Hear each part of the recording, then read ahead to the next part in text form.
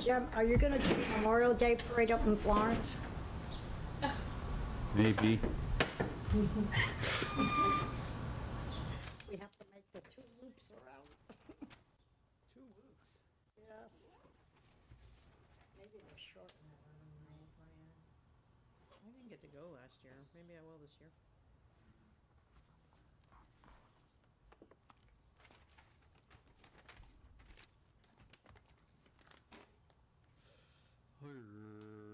Yeah.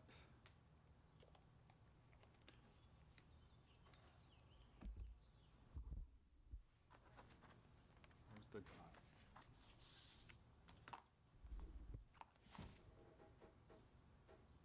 Stan is here.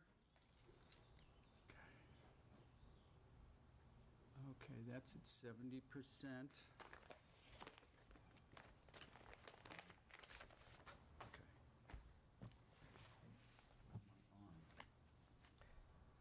Let's see if this works. Marianne, it's good to see you here. Hi, how you doing? Welcome back. Huh? Welcome back. I got my cell phone going just in case I got to leave.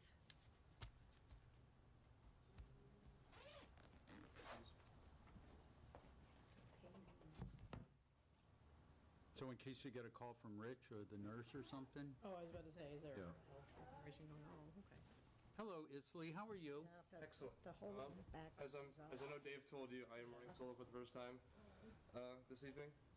You'll be great. Yeah, everything's going well so far. We're doing good. We haven't screwed up yet. Exactly. I get one mold. Council meeting, But of course. I'm already go back Yeah. there. I was very 22 excited years. when we finally. Are you not setting up the table? Because we had. The table's not here. Okay, fair enough. And I'm trying to get my agendas Oh, you're good. all set. And then, do you know how to turn the TVs on?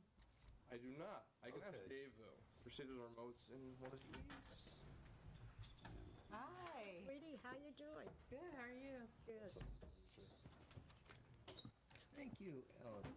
That's not a payoff. That's for fantasy baseball for anybody watching. Thank you, Alex. There's no conflict of interest, I assure you. Oh, jeez. Hi, Laura. All right, so we're going to get these TVs going. So I'm going to mute you, or mute myself. Can you have Laura let me in? I think I might be, I forgot who I was last time, Rebecca? Do you see, you might be Rebecca? Yeah, this isn't my laptop. Rebecca is Or is Charlene. there's a, I was the same person last time. Ah, she let me in. Is it Rebecca? It must be Rebecca. Rebecca's here. And then if she could make me, I could talk to her. And make you what? Make me a host, so if I need to share a PowerPoint. And if you could make Rebecca Super hot. a co-host. Okay, let's get these TVs going.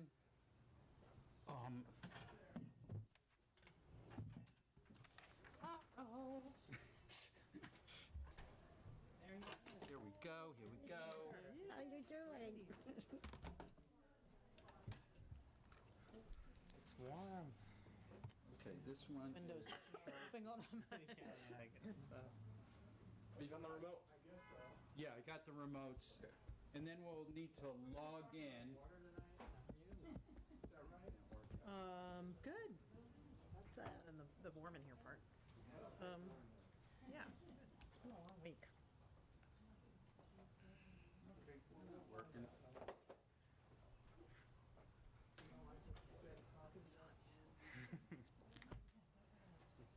I'm disrupting. Yeah.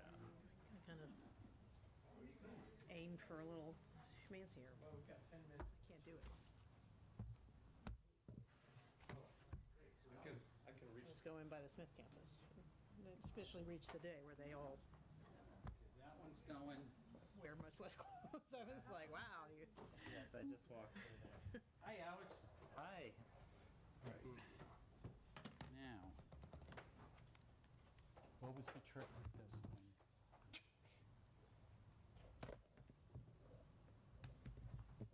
Isley, do you know this part? I do not. Uh-oh. Okay. I can try. Let's see. All right, what was the trick here?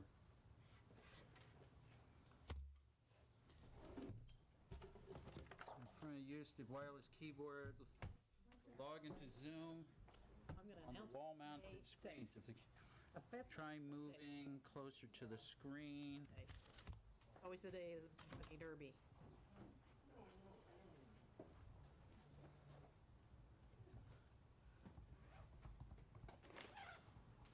I gotta let my nieces know. I know.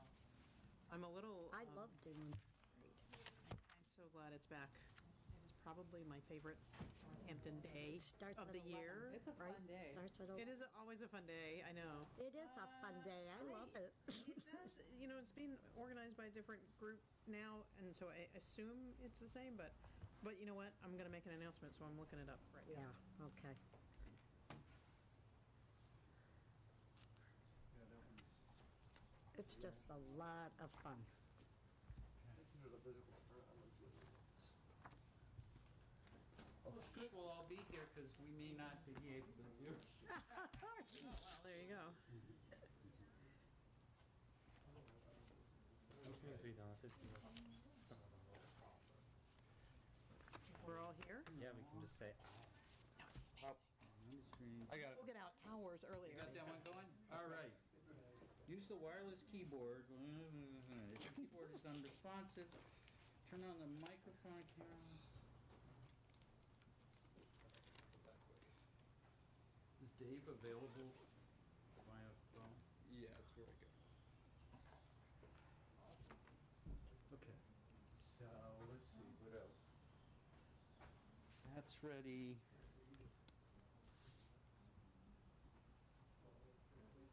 Hello, Julian. Hello, Jim. Hi, Stan. Hello, Jim. Just think, Jem, you won't have to worry about it next year. It's good, though, to travel. It's good to work really hard and then not.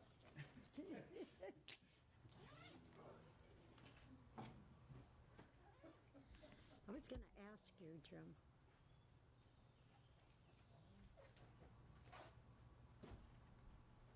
Oh, it's working on that one. I had to turn the keyboard off. Oh, okay. Okay. I was trying to get, oh, now it's working over us. So yeah, Yay. I'm logged in back there through here. So do you need to get set up on this, or are you good here?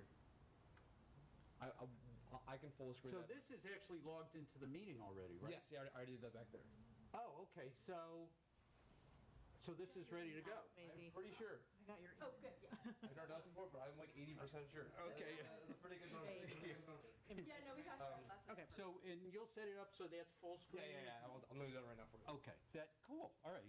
And then my pulse will come down? All right. It's coming soon.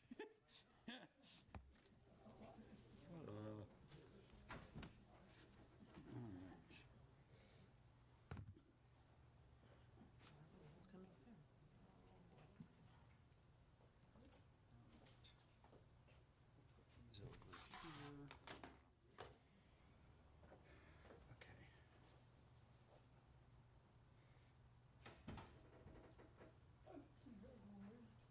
Stir.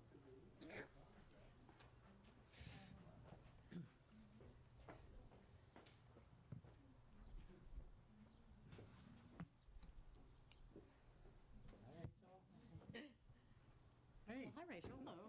welcome. it's very exciting. Yes, Not just because of the air conditioning. Bug. Oh, Sorry. the one in my room was so loud that, Log on, usually you have to, on the monitor, go to the Zoom website and join a meeting and put in the meeting code and password. The meeting ID and password, passcode.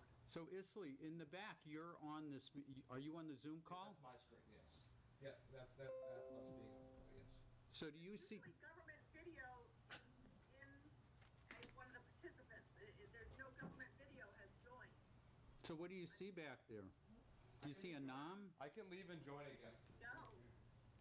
Barb, me, Jim, Alex, Charlene, Stanley's iPad. Because, There's no government video. so, So I thought it was something we do from the monitor in the council chambers there. That it has to go to the Zoom website. yeah, but he's doing it, but they're doing it from the control room. They've always done it, government video has always been in meetings before.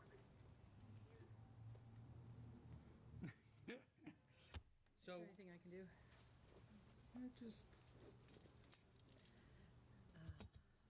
we'll figure this out. The good news, Laura, is we're all in the Zoom, or most of us are. And we are going to have folks here to start the meeting. And nobody's planning to be remote tonight, so nobody's missing the meeting. Government Zoom is just joined. Though presently 2 people are missing. Do you see how it's there now? Yes. Yes. And now I'm turning off my... Wizard of Oz. This isn't gonna work. It's gonna totally... Okay. All right, and, we have 2 minutes to catch our breath. Ooh, a whole 2 minutes, huh? All right. I'm not, Good. All right, we're good. Thank you, Isley, that was great. Are we all ready to go? I think we're almost there. I think, yeah, counselors are looking ready. The meeting's running this way. Folks who are here for public comment, Claudia's demonstrating what to do. Fill out on the sheet there, the sign-up sheet.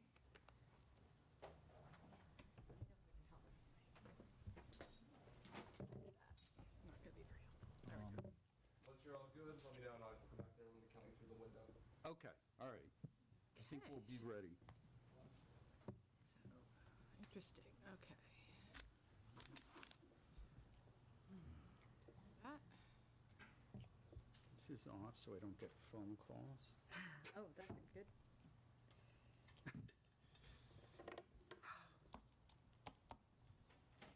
Everybody's here. This is great. Garrick's going to be here. Garrick and Marissa and Karen are running a little late. I was hoping for more air conditioning. Air conditioning in my car was... Ran into somebody at the What are you coffee saying, shop who said, Stacy? ran into somebody at the coffee shop who was talking to me for a solid 3 minutes before he said, The council "You're not twins. Karen Foster." She don't look like her. There's a passing resemblance. Okay.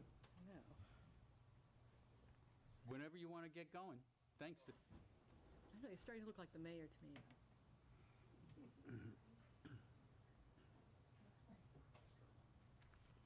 Recording in progress. Oh, boy. Okay. I should turn my camera on. All right. Do we have echoes? I'm assuming it's okay to admit the waiting room at being 7 o'clock.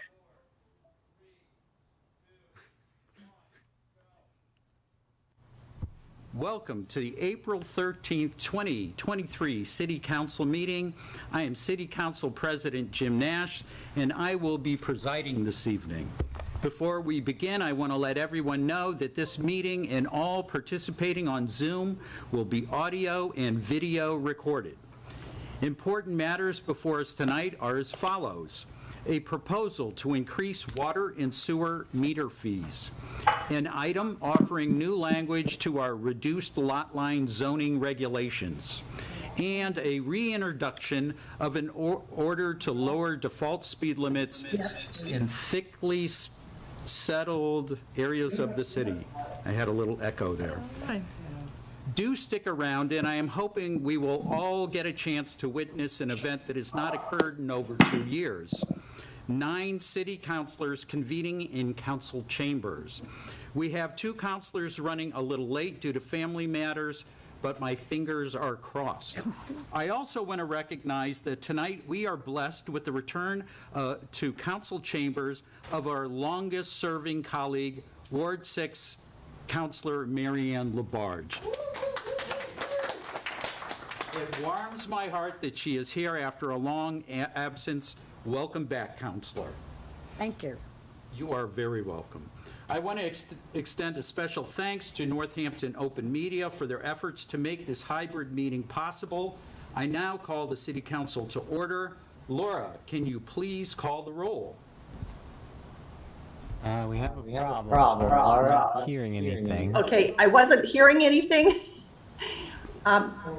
Are we asking for a roll call? We are. Yes. Okay.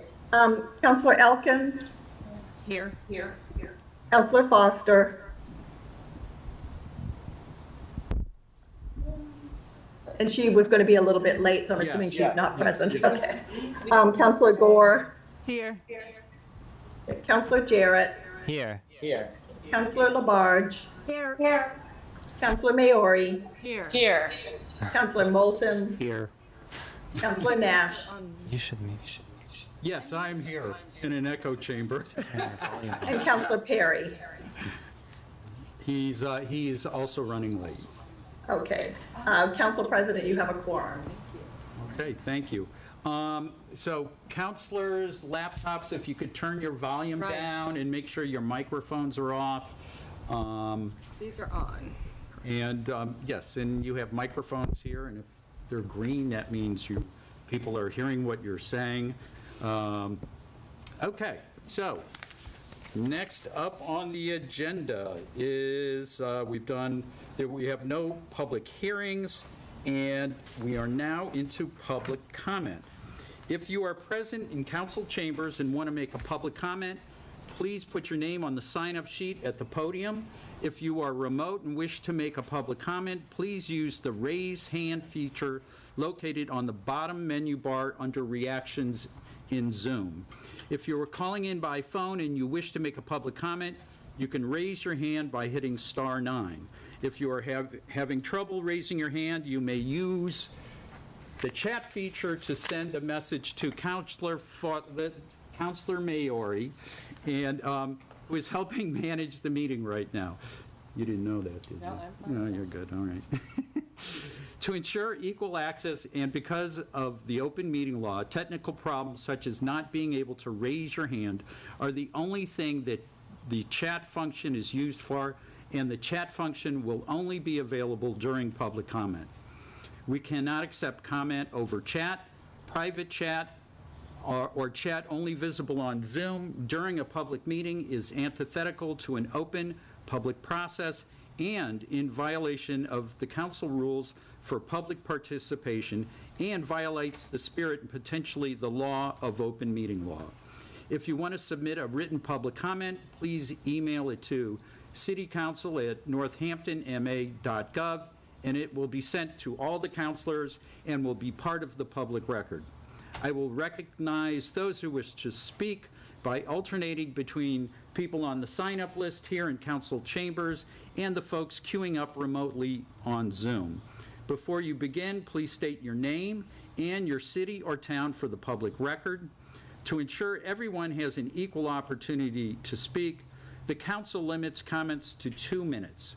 You are in no way obligated to use the full 2 minutes, but if you do, after 2 minutes, I will ask you to please finish your sentence. I need somebody to time. I'll do that.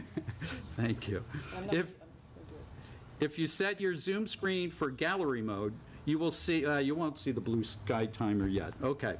According to the council rules, we do not respond during public comment, as it is your time to speak. So while your comment should be directed to us, you will understand when we do not respond.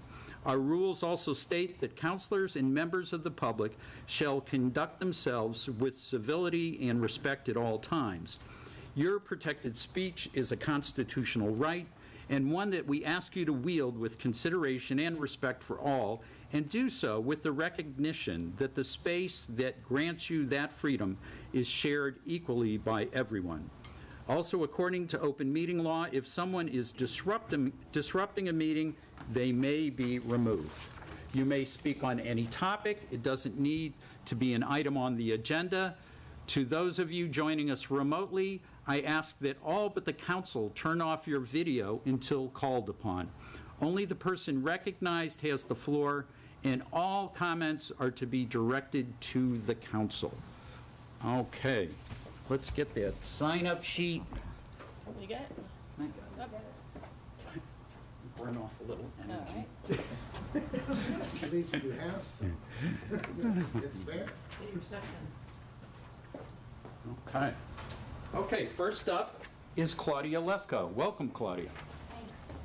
Can I just say before you start the clock that 2 minutes is getting harder and harder the older I get, because it's hard to read so fast without scrambling my words. Maybe Marianne can. So I would like to say, I think you should consider putting us back to 3 minutes. Okay, sorry. Claudia Lefko, 40 Valley Street. To just show you how old I am, 36 years ago, in 1987, I was elected to an at-large seat on the Northampton School Committee. I was, I think, the first outsider to break into city government. My beloved neighbor and campaign coordinator, the late Bart Gordon, quit a month or so into my campaign, saying my positions were too radical and I'd never get elected. I was running on a platform for more parental involvement in the schools, more collaboration between parents, teachers, and administrators. It didn't sound that radical to me. I was the top vote getter that year and in each of the next 2 elections before leaving the committee. The other seat would be won each time by the more conservative shoo-in candidate, Northampton-born Jim Dostal. Jim and I would wait at City Hall to see exactly who got more votes. It was a kind of weather vane on which way the wind was blowing in Northampton. I'm not seeing, am I seeing the clock? I'm not saying this to brag. I'm saying that advocating for the rights of people beyond voting to participate in decisions that affect our lives has been a cornerstone of my life. I think we'll have better schools, better neighborhoods, and better city when we have more resident involvement and less top-down decision-making. A number of city councilors have disparaged us. I think there are more of us on Zoom, I'm hoping. We're seeing the same few people, they say. But why aren't more people here participating? I'd say that people are losing faith in the city, and they're losing trust in the city. A city that gives a development corporation $500,000, $500,000 for a project with very little benefit, but doesn't seem willing to pay a penny for the thoughts of residents. Please vote no on this zoning ordinance and begin instead a formal assessment on the impact of infill on our neighborhoods, something we've been asking for a long time. Thank you. Thank you, Claudia. 14 seconds is fair. Next up is Nancy Smith. Nancy, are you there? Nancy Smith, Chapel Street. Yes, I am. First, I'd like to thank Councilor Moulton for requesting data to be made available to the public on how ordinance changes were actually used as a condition of his recommendation for change on tonight's agenda. Many have been abused by builders for greater profit, raising housing and rental costs, causing more gentrification, and making the housing crisis worse, not better. I spoke at Legislative Matters about the importance of the city and neighborhoods working together on this. I'd like to address comments made by 2 other councilors in the planning director at Monday's meeting. I can't say I like them, but they were honest, and I do appreciate it. It helps us to move forward. First, they're tired of the same people showing up and talking about the same thing. Our comments are not going to change anything. They disagree with what the people want, and if we don't like it, we can run for office, and then we can vote the way we want. Unfortunately, in a democracy, people elect leaders to represent them in office, not to do whatever builders they themselves want to do with no accountability. Not everyone is a public speaker. If people show up, it matters, and we're showing up, hence the frustration. If our councilors and mayor don't want what the people want, we do need to recruit new leaders, you're right. No simple task, but your honesty helps us to know where we need to focus our efforts. I'm really hoping we recruit that guy who wrote the 2013 op-ed on zoning changes, dangers. Sorry, I'm getting a feedback. Okay, thank you. If our councilors and mayor do not want what the people want, we do need to recruit new leaders. Okay, I'm still getting feedback. Is everybody getting that? It's coming and going, Nancy. All right, let me try again. I hope you're not going to listen to the count against my time. If our councilors and mayor don't want what the people want, we do need to recruit new leaders. It's no simple task, but your honesty helps us know where to focus our efforts. I'm really hoping we recruit that guy who wrote the 2013 op-ed on zoning change dangers. Second, if you're tired about hearing the past, like last year's 107, William Street, Landy Ave, and more. City and builders won, get over it, right? Very simply, those who do not learn from history are doomed to repeat it, and we don't want to repeat it. The last 2 years have been rough.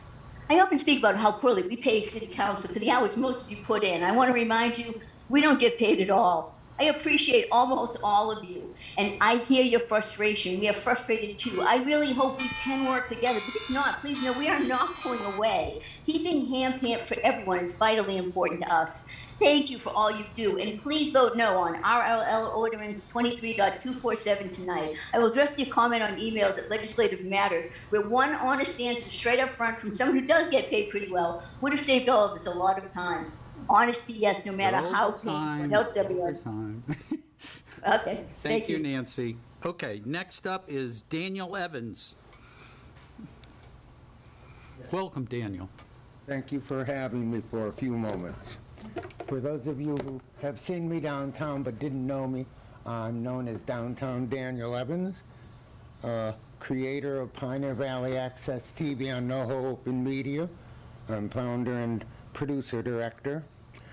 Author of the Taylor Floyd Honesty and Equitable Equality Amendment and the R. Brooks New Deal 2020. Founder of the Brothers and Sisters of Humanity, the Tuskegee Toddlers Fund, which provides dry butts, and we will be providing dry butts and toddler nutrition to the shelter and to the community meals. Okay, you can find Pioneer Valley Access TV on Facebook for NoHo Live, Speak Up America, Messages to the World, Songwriters Showcase, and benefits for veterans, along with the Tuskegee Airmen's Toddler Fund. Okay. First, I'd like to really quick remind people of the short version of 1944 State of the Union address, the last one, by FDR. In our day, these economic truths have become accepted as self-evident.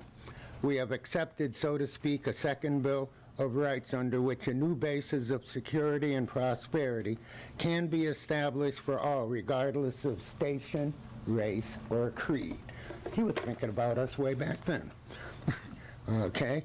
The right to, among these are the right to a useful and remunerative job in the industries or shops or farms or mines of the nation, the right to earn enough to provide adequate food and clothing and recreation, the right to every farmer to raise and sell his product at a return which will give him and his family a decent living, the right of every businessman, large or small, to trade in an atmosphere of freedom from unfair competition and domination by monopolies at home or abroad, the right to every family to a decent home, the right to adequate medical care, and the opportunity to achieve and enjoy good health.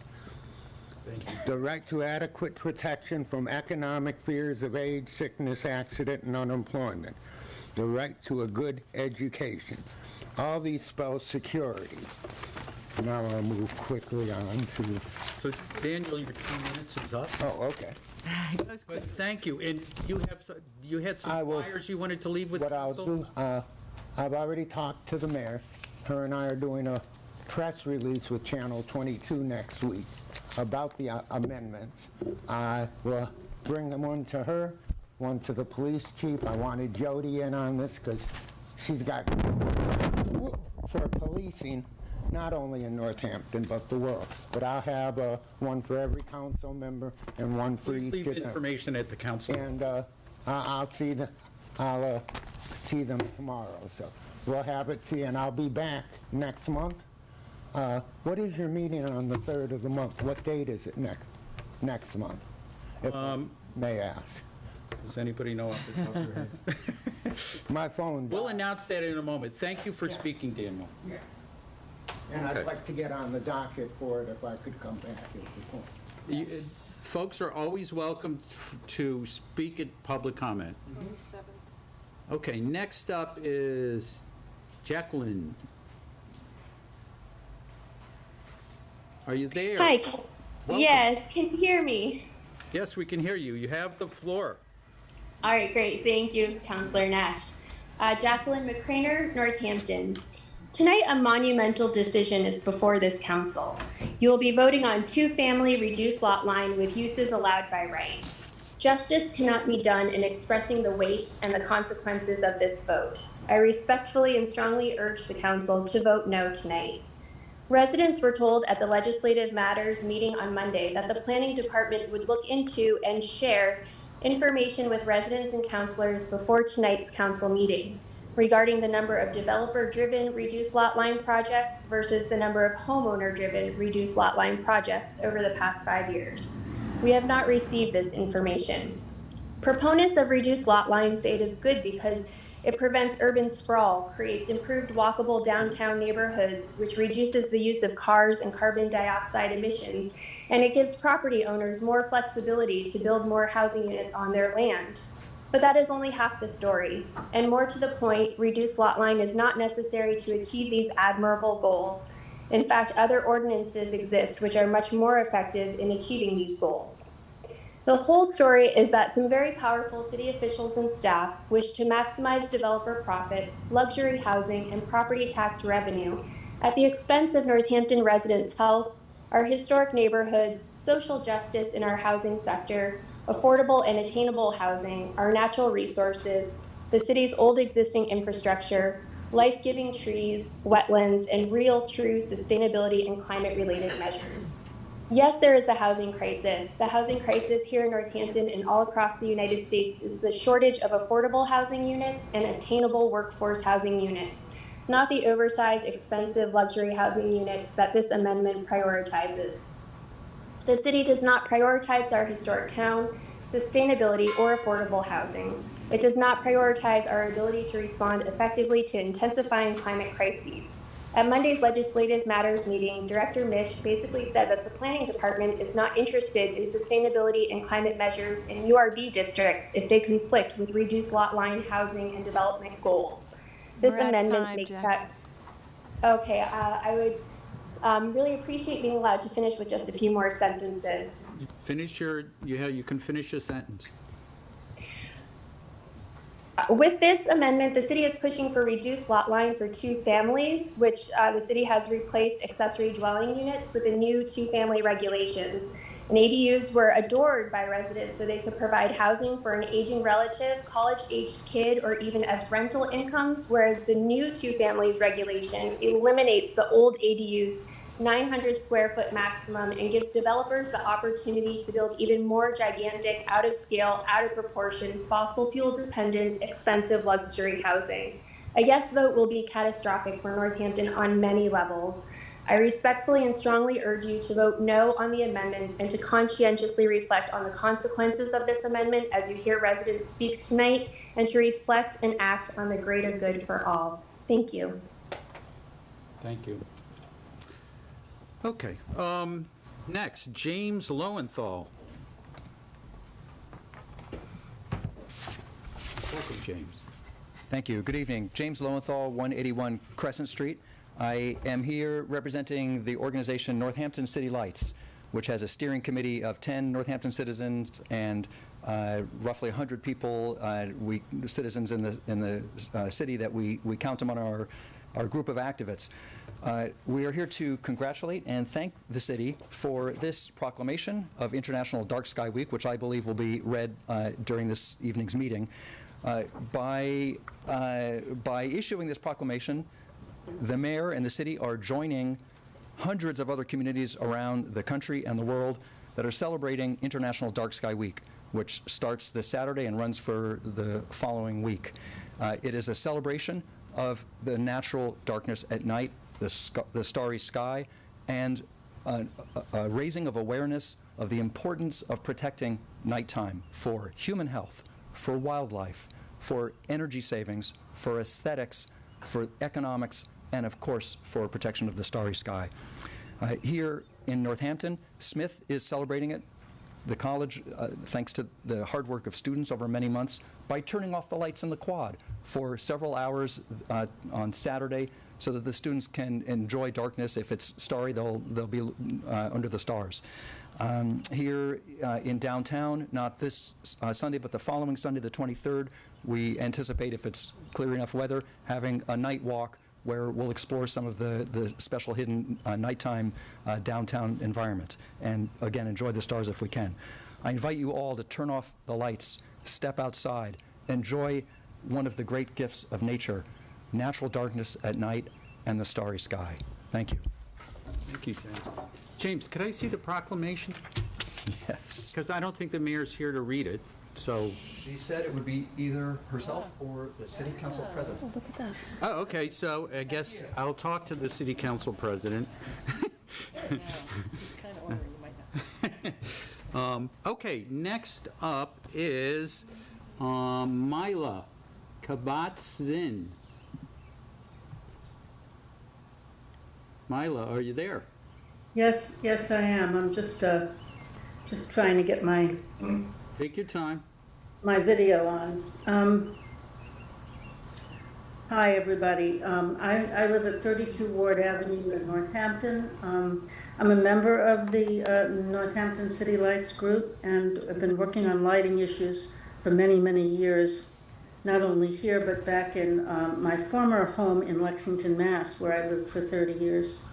I just want to applaud the city for issuing this proclamation in support of the International Dark Skies Week, because, as James said, it has the sort of the whole issue of light pollution, which is actually one of the few issues that we can address pretty simply by making small changes in our day-to-day life and in the city's life. There are a lot of terrible things going on in the world that we really have very little control over, but light pollution is actually something that we can, and it has a big effect on not only on our health, on our spirits, being able to have some darkness at night, and also on, of course, insects and wildlife and plants. So this is a win-win for us all, and thank you so much for issuing this proclamation in support of this International Dark Skies Week.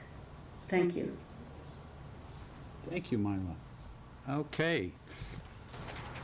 Is there anybody else here in council chambers who would like to speak? Okay. We will proceed with the folks on Zoom then. Tusi.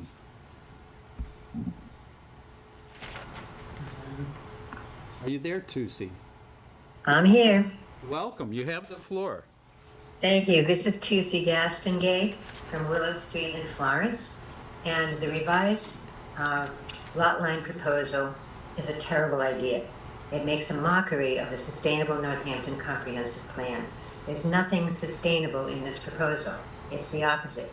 It shows no sustainability awareness and instead invites the city's favorite out-of-town developers to purchase single-family homes which could be affordable for our own middle-income residents, to destroy older trees which sequester literally tons of carbon and provide habitat for bees, bugs, and birds, to cut down all plant life, destroy wildlife corridors, and cover every inch of the land with monster buildings for wealthy out-of-towners.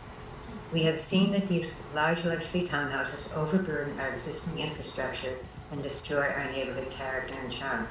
Also, allowing a second dwelling to be changed from 800 square feet to 2,000 square feet just increases the carbon footprint despite shared walls.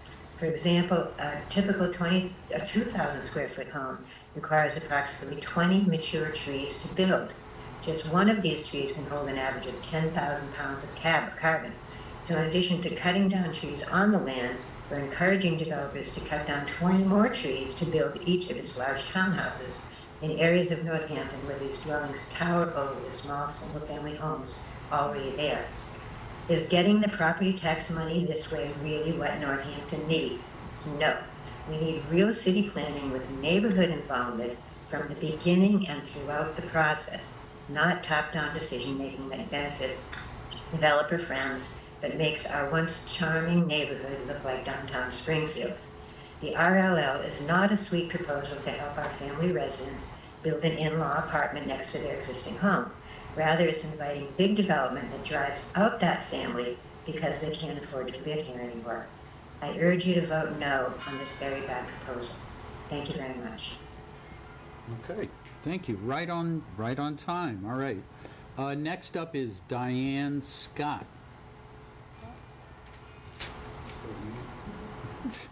Hold on, Diane. We're having technical difficulties here. Are you there, Diane? Diane. Sorry. I am. And let me... All right. Are we ready? We're ready. Go ahead, Diane. Okay. Hi, my name is Diane Scott. I live at 44 Landy Avenue. I'm asking the council to vote no on the proposed changes to the reduced lot line uses allowed by right ordinance that's on the docket for tonight.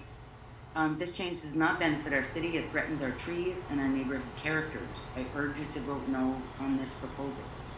I was offended on Monday night when Councillor Elkins and Councillor Nash insinuated that if we want change, we need to run for and serve on the council. I don't believe this is how our government was intended to work. I believe that that's where the word representative comes into play. The purpose of a councillor isn't to only bring to the other councillors what their personal concerns are, but the concerns of their constituents. And so I did my 35 years of community civic work as being a public school teacher, and I don't want to be a counselor. That's not where I don't think my talents lie. So I expect that my counselors would do what is in their job description, which is represent me. I disagree also, or there was also said that not many people disagree with this proposed change, but the last opportunity to speak to this proposed change was several years ago. So there hasn't been an open forum to discuss these reduced lot line changes and things. So again, I urge you to vote no on this proposed change. And that's that. Thank you. Thank you, Diane. Next up is Deborah.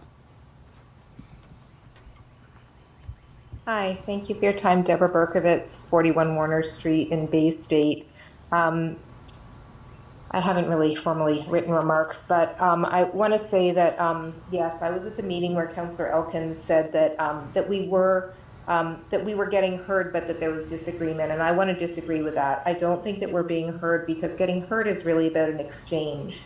And what I see is tremendous polarization between residents who are speaking up and those who are representing us in our government, and that basically what we're engaging in is mutual monologues and not conversation. I'm a public servant. I work for state government, and I'm responsible for policy changes and for laws being changed. When I engage in that, it's a many years long process, because we understand how difficult it is to roll back policies and laws. We bring all the different constituent groups together. Everyone is meaningfully heard, and we look at the advantages and disadvantages for each group, and then we try to find some common ground.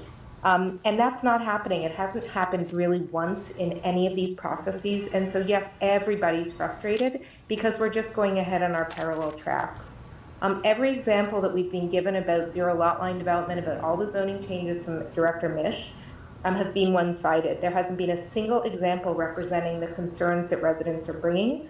I don't think it's honest, transparent, and I don't think it's leadership demonstrating integrity when we're not willing to say, yeah, actually there's a downside of what we're presenting also. And so what I want is a meaningful data-driven process, and I just want to beg you to vote no for just tonight, just to give us more time, just to figure out how do we have a process in which everybody can actually talk to each other and say, yes, we all say that we want sustainability, but we have different understandings. And I keep hearing, walkability and infill from city councilors and from the planning department, but residents are bringing up other parts of sustainability, and we're not even opposed to infill. We're opposed to thoughtless infill. And so, what I want to say is we don't need to be rushing here. The only rush is that John Hensel is about to develop 2 lots on Garfield and on Landy that are dependent. The kind of development that he's looking for are dependent on this change going through. Thank you very much. Thank you for listening to me, and I appreciate your time. Thank you, Deborah. Okay, next up is Jackie Balance. Welcome, Jackie. Greetings, Councillor Nash. Jackie Balance here from Bay State Village. I think we have been overlooking one tiny bit of our zoning history, and that is that the minimum frontage for zero lot lines was, I believe, originally 60 feet for a single-family house. And when the frontage requirement was reduced to 50 feet, the appearance of zero lot line houses was radically changed in relation to the streetscape. We also know since Monday, that in the past 5 years, zero or reduced lot line permits have been used principally by one particular developer, and private homeowner use of these lot lines is negligible. We're not giving our citizens more flexibility, we're giving one builder maximum flexibility. Allowing reduced lot line construction of two-family homes by right does not solve the housing shortage crisis in Northampton. The real housing crisis here is the lack of housing for middle-income people to buy or to rent. Northampton has a good record of providing affordable subsidized housing, and we have a glut of luxury housing, although some of it has been vacant for a prolonged time. Why do we want more of it? What is our city's plan for promoting workforce housing?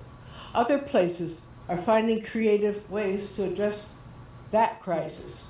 Why doesn't our city encourage more housing to actually meet the needs of the people who live here? I'd point out that Wright Brothers created the Green River Commons in Deerfield, on Deerfield Street in Greenfield, and I found that one of these small units sold in 2020 for, rounded off, $165,000. That's an affordable starter home or a retirement home for middle-income working class people. We can do better than two families by right on a reduced lot line. I wish I had the time to read to you Director Mish's explanation of the original intention of zero lot line when she was asked by Councilor Nash. Thank It was all, one last sentence, Finish it was it up. all word salad. You can defend our neighborhoods and vote no this evening. Thank you. Thank you, Jackie. Okay.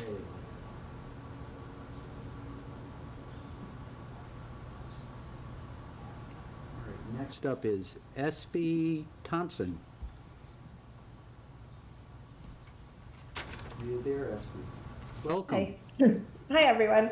I haven't been at this meeting before, but I've been following it virtually. Thank you, everyone, for your thoughts. I'm really interested in urban planning and infill, and I also live in Leeds currently, and I'm representing a young person voice. I feel really conflicted about this particular discussion because I think infill is a fantastic idea. And I also want to say that what a lot of my friends and my generation are looking for in infill is like sustainability. And so we are on board with like this idea of sustainability, but sustainability comes in a lot of different forms. If you're looking at the UN sustainability goals, that's also social sustainability, and that includes reaching for affordability for young people, inclusivity, and it is really hard to find affordable rentals right now. It's hard to find small houses, and what a lot of my friends want are small houses with gardens where we can make our own food, where we have space, where there's like communal living, and it feels like you are like belong to a small little area connected with the earth. And the houses that I think are being built aren't like houses that we can live in. They aren't houses that we can stay in Northampton for. Like we can't even afford them. They're not for Northamptoners, they're for New Yorkers. And so I guess I don't really know how this thing works, but I would vote that you say no until there's a little more thought put into how houses can be built for young people like us and with the like style that would be ideal for us. That's what I have to say. Thank you so much. Thank you. Okay. All right, we have an iPhone. Rue Walther. Rue, are you there? I am here. Okay, you have Can you hear me? Yes, you have the floor. Welcome. Great. Welcome. Again, representing 16 Warner Street in Florence, Mass, next to one of the unsustainable developments that was built by Mr. Hansel. I would really, really, really ask that you vote no tonight just to go forward. The same thing that Deborah said, the same thing that Jackie said, that other people have said. I feel that Carolyn Meesh promised us the data on the housing built by people who owned their property, the infill, versus what's being done by developers. And since we have not received that material, I feel that that it's not fair at this point for us to go forward. I would also like to address Councilwoman Elkins and let you know that I was highly insulted by your remarks the other night. And I feel that it is really wrong of you to berate the public, and especially at a time when we were not allowed to retort. So going forward, I just need to let you know that I thought that was very unprofessional and that was not representative of the people that voted you. Thank you. Thank you, Rue.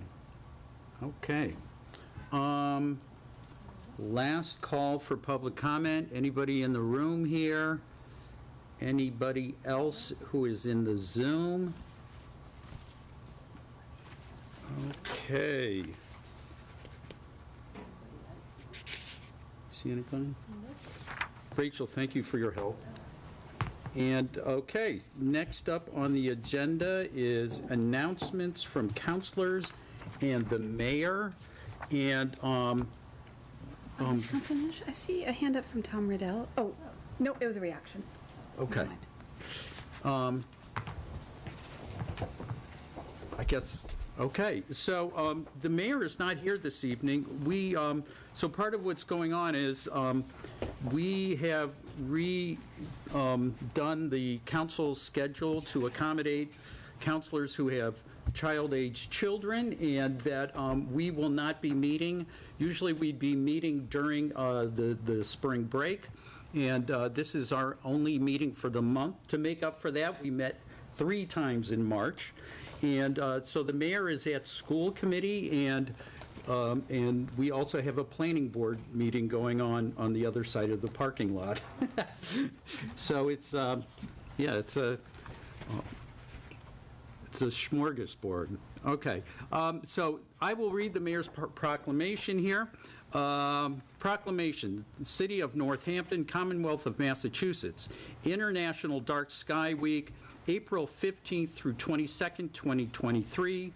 Whereas the aesthetic beauty and wonder of natural sky, of a natural night sky is a shared heritage of all creatures on planet Earth, and whereas the experience of standing beneath a starry night sky inspires feelings of wonder and awe and encourages a growing interest in science and nature, especially among young people and out-of-the-area visitors within the local community. And whereas light pollution has scientifically established economic and environmental consequences, including significant negative impacts to the ecology and human health of all communities. And whereas 80% of the world's population, including some people in Northampton, live under a dome of light pollution, excessive artificial lighting at night that disrupts natural darkness, and may never experience the visual wonder or ecological and health benefits of living under a dark sky. And whereas light pollution represents a waste of natural resources amounting to at least $3 billion per year of wasted energy in the United States and contributes to diminished energy security.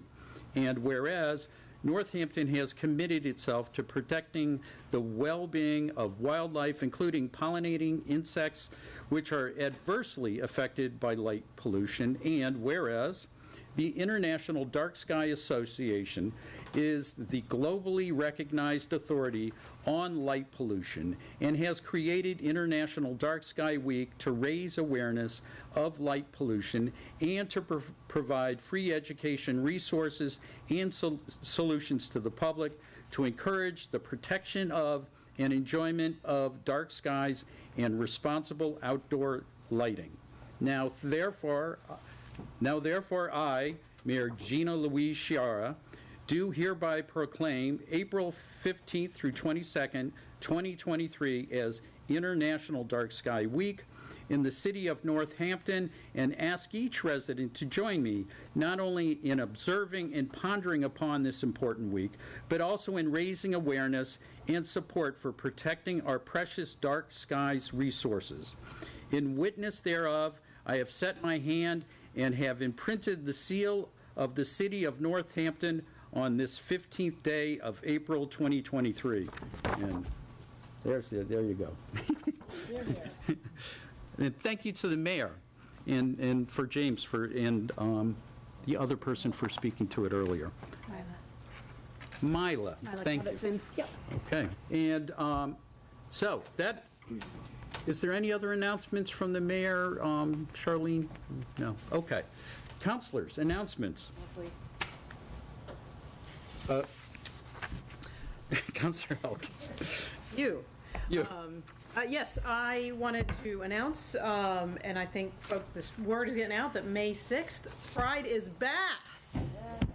We are going to have the first Pride Parade since 2019, and there is a group of very hard-working and earnest folks who are trying to get it off the ground and are working with the city and the police department and all the department heads to make this happen. So I just want to get the word out. Pride is back. I'll be marching with City Council. I'm hoping everybody will join. Hopefully it won't be as hot as today. And I could not be happier. It is annually my #1 favorite day of the year in Northampton. So I'm so excited it's back. Nice. All right. Thank you. Councilors, any other announcements? Really? Okay. Well, I can. Well, does anybody have the details of the 25% hearing on downtown redesign? When is that going to be? Oh, Eric has one. He just shouted from outside. He did? He did. He's walking in. He heard us and just. Oh, okay. We can punt for a minute. Yeah, if somebody can come up with the information on that that 25% hearing, and it's happening, folks. The announcement is. I can make the announcement of the 25%. Okay, do it. Go for it. So Wednesday, April 26th, from 6 to 8 p.m., Mass Department of Transportation will be holding a virtual design public hearing for the coming redesign and rebuild of Main Street. And you do need to register for the hearing. I believe you can find a link to that at northamptonma.gov/plan. The planning and sustainability, yes. So you can find it there, northamptonma.gov/plan. Thank you, Councilor Jarrett. Put you on the spot, you pulled it off.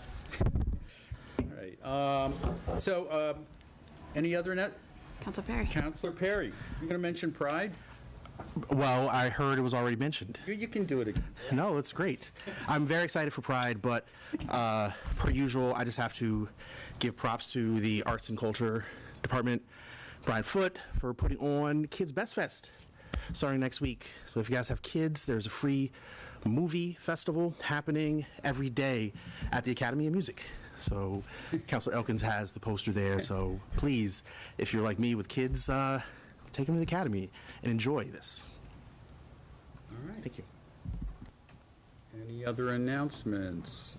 All right, I got two. I just want to send out a thank you to the Friends of Northampton Trails for coordinating the citywide cleanup.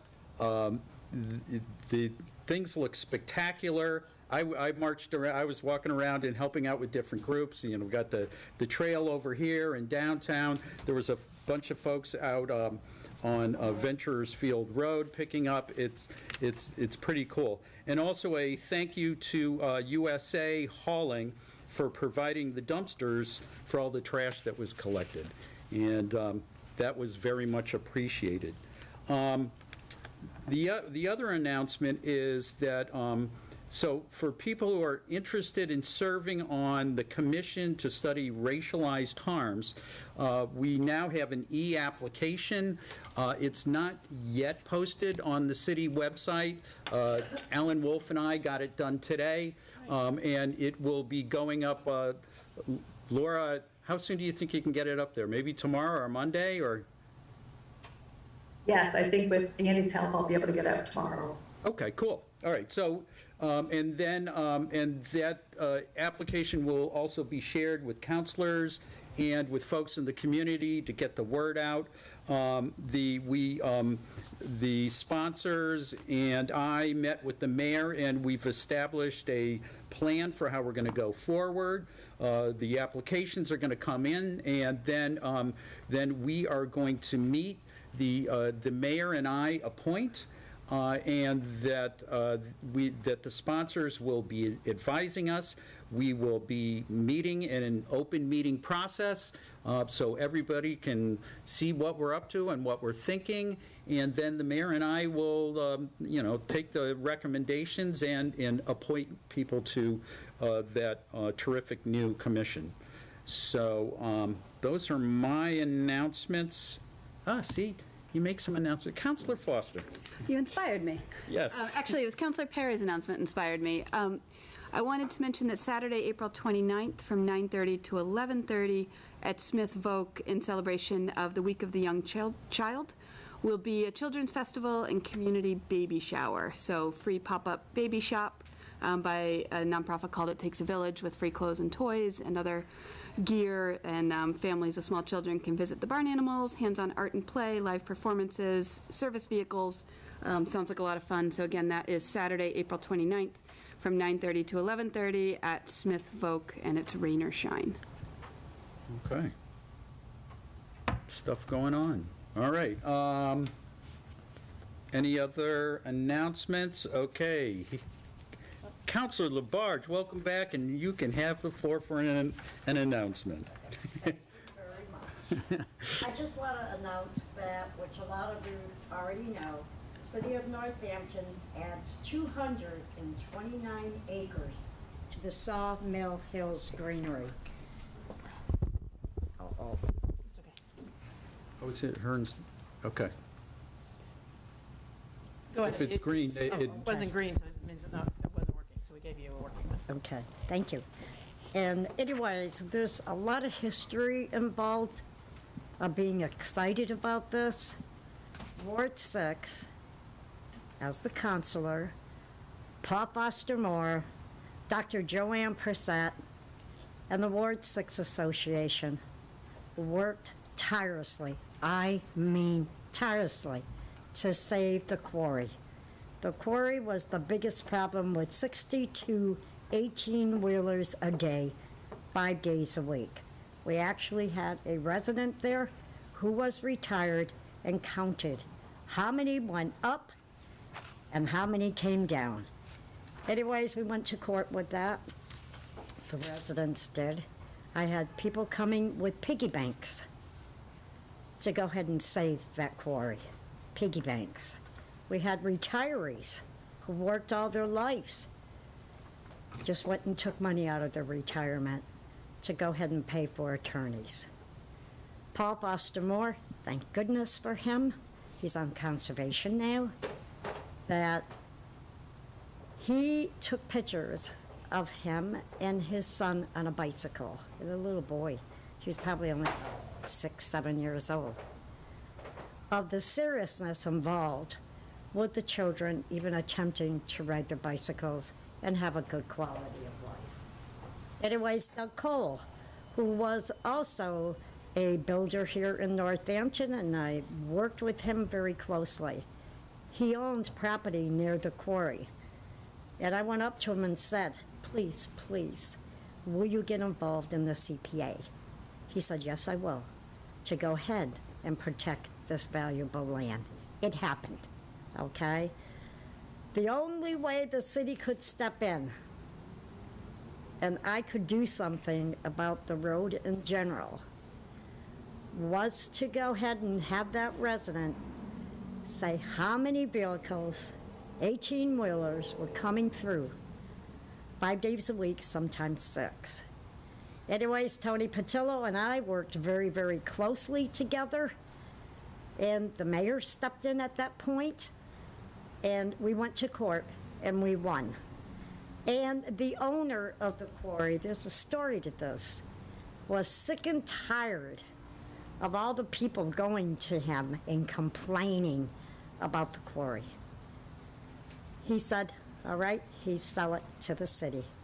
We won. We won. From then on, for 22 years that I've been a counselor, we have been constantly preserving open space. And this tops it off. We have a total of over 1,000 of conservation land now with trails. So, Councilor Mayore, here you go. You're going to be having also Sylvester Road, and it's our people who made all this happen, and now you're going to be involved in it, so now you can help us with the trails. Thank you, Counselor. Any other announcements? Okay. We are on to the, any presentations, Director Nardi? No, right? No. We are now on to the consent agenda. Everybody relax for a few minutes while I read off what we have here. Okay. We have the minutes of the March 16th, 2023 and March 30th, 2023 City Council meetings. We have item 23.276, appointment to the Arts Council with positive recommendations from City Services. We have to the Arts Council, Ronald Smith. We have item 23.284, in order to reprogram funds for Ryan Road fire alarm panel repair. This is in second reading. We have item 23.285, in order to accept Smith College gift to conduct school corridor safety study.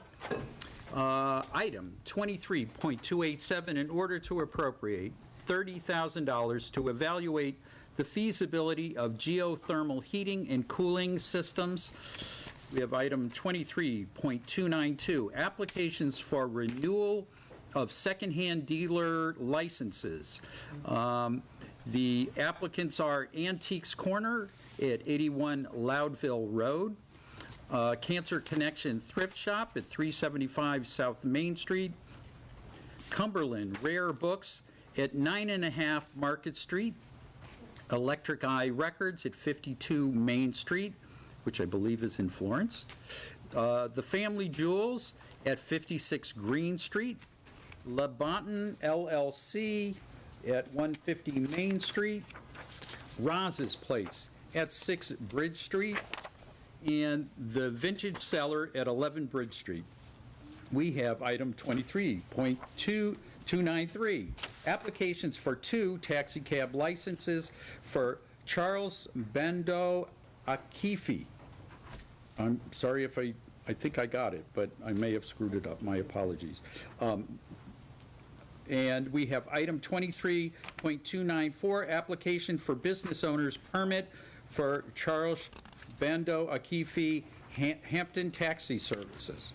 We have item 23.275, appointments to various committees for referral to City Services. Energy and Sustainability Commission, Angela Gregory. Eric Winkler to Urban Forestry Commission, Richard Parrish. To Zoning Board of Appeals, Sherry Taylor.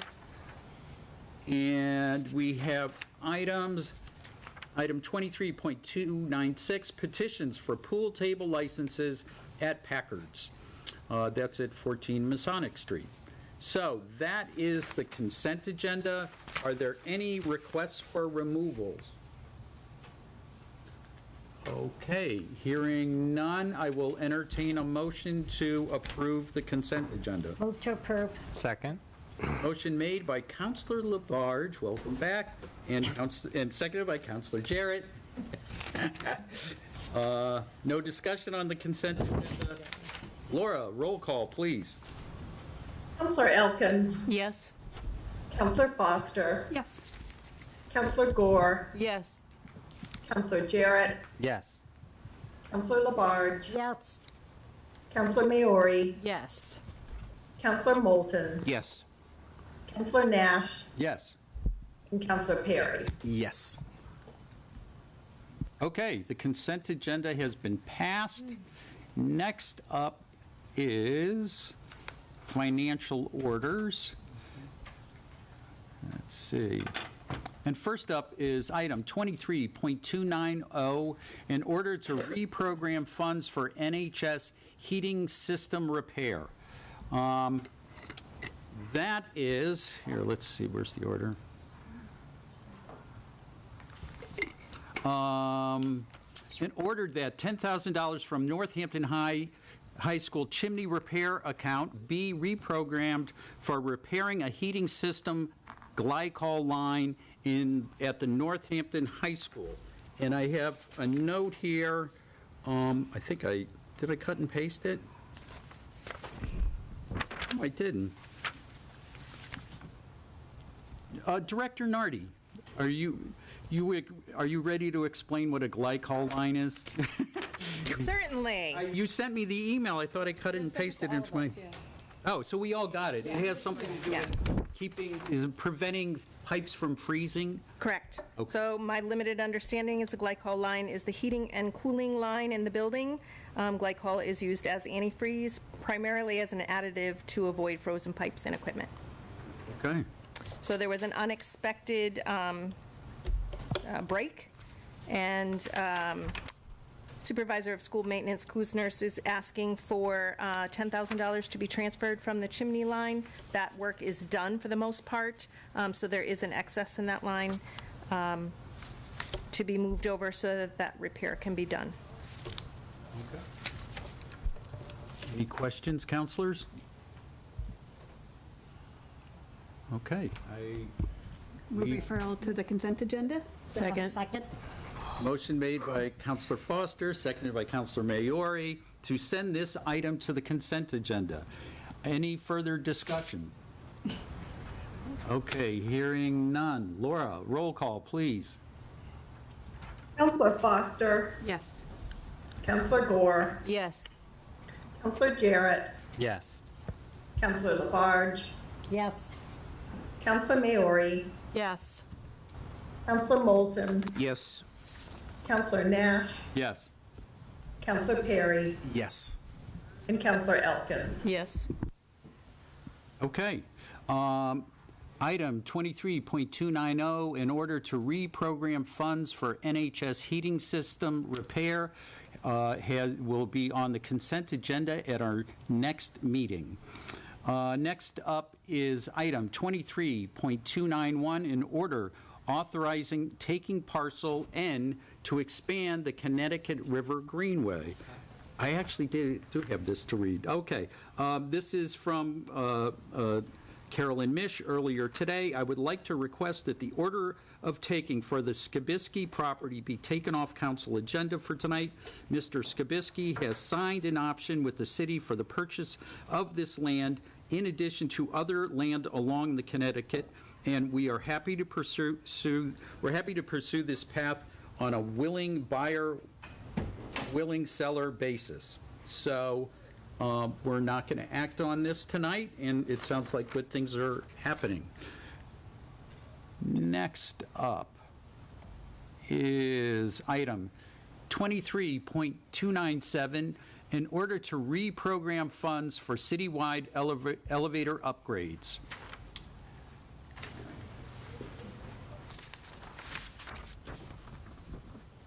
So, Director Nardi, would you like to speak to this? Yes, thank you. So if you remember, this was in the SIP. It covered over 2 years from FY24 to FY25. The total was $160,000. The request was to install SF90 stop switches in 10 city elevators to bring them up to code.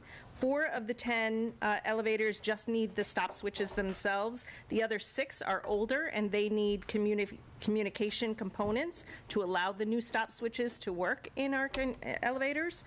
The original thought was that we could split this up over the 2 years. However, after speaking with the vendor, Many of the municipalities are in the same boat as us, so we want to make sure we get the components, so we would like to order them now. Also, a more recent quote has brought the price down to $135,855, I believe is the total. Excuse me, $135,885. And we'd also like to get this done before our contract runs out with our current elevator company, which is in June. And in speaking with the state, they are cracking down on these with many municipalities, and we don't want those elevators shut down. So we would like them to be done before January of 2024. So therefore, I'm requesting tonight, Director McCarthy has identified funding in several different projects that have been completed that has remaining funding, and so he's asking for an additional $55,885 be added so that he can do all 10 elevators as soon as possible. Any other questions for the director? I'd move this go to the consent agenda. Second. Motion made by Councilor Elkins, seconded by Councilor Moulton. Any discussion? Councilor Garrett. Not actually discussion on this item, but I guess a point of order. Since we're all here, there are only certain things that we have to do a roll call vote. We always have the option to do a roll call vote if anyone requests it. But the things we have to do a roll call vote for are an appropriation order or transfer. So if we vote on this tonight, we will have to do a roll call, but to suspend the rules, we do not have to do a roll call. So, but just so you know, we have to, an appropriation order or transfer, a zoning ordinance or an ordinance, we have to do a roll call vote. But otherwise, suspend rules, refer, consent agenda, those I believe are, if maybe Laura can confirm, these are things that we do not have to do a roll call vote on. That might be hard for her. No, I believe you're correct. It didn't occur to me that that was the case. Practically, that might be difficult for you. Sorry to speak out of turn. Go ahead, Councilor Maori. I got confused. Thank you very much. Yes, you Laura, would that be difficult for you, though? Well, now that you mention it, yes, it would. I mean, unless I just make the assumption that it's a unanimous vote, because I can't really see all of you at once speaking, so it is a little more difficult for me being remote. Can the council, I'm out of turn now. He's lost control of this meeting. Can the council president confirm if it's unanimous? And that's true. That yeah, he normally does actually say, he asks for yay or nay, I believe. So, all right, let's try a voice vote. If there's a motion to suspend the rules around this, we'll try out my first voice vote.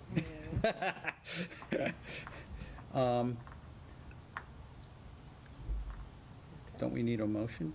Do we have one? Motion. We have one. You already have. Okay. And Laura, here's what we're going to do. If it's not unanimous on the voice vote, then we'll do a roll call for the record. How's that? Okay, sounds good. Okay. All right, we have a... Go ahead, Councilor Foster. I raised my hand this time. But I just want to confirm the motion, because in my head, I heard a motion to refer this to the consent agenda. Yes. But are we being requested to vote on this tonight? Yeah, that's a good point. Thank you.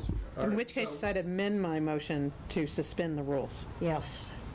Okay. Or I would withdraw the motion and then make a motion to suspend the rules. Yes. Sorry. And I will second the suspension of rules motion. Okay, so the same folks who made the motion before have changed it to suspend the rules. Okay. Motion on the floor to suspend the rules. All in favor, say aye. Aye. Aye. Any opposed?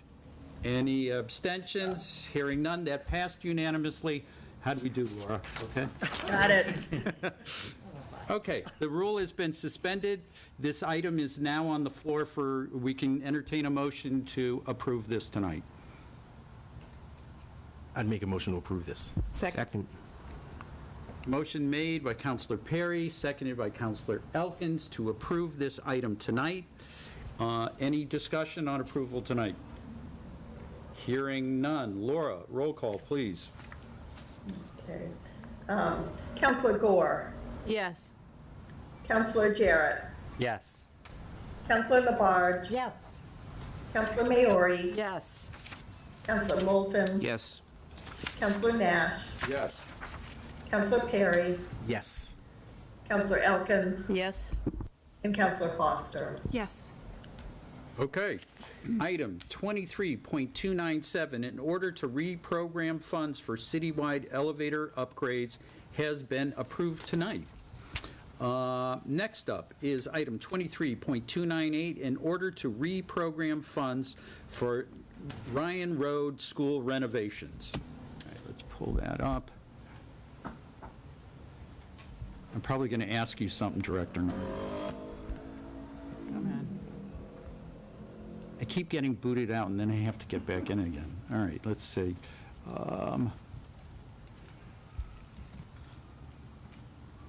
Oh, it's, all right.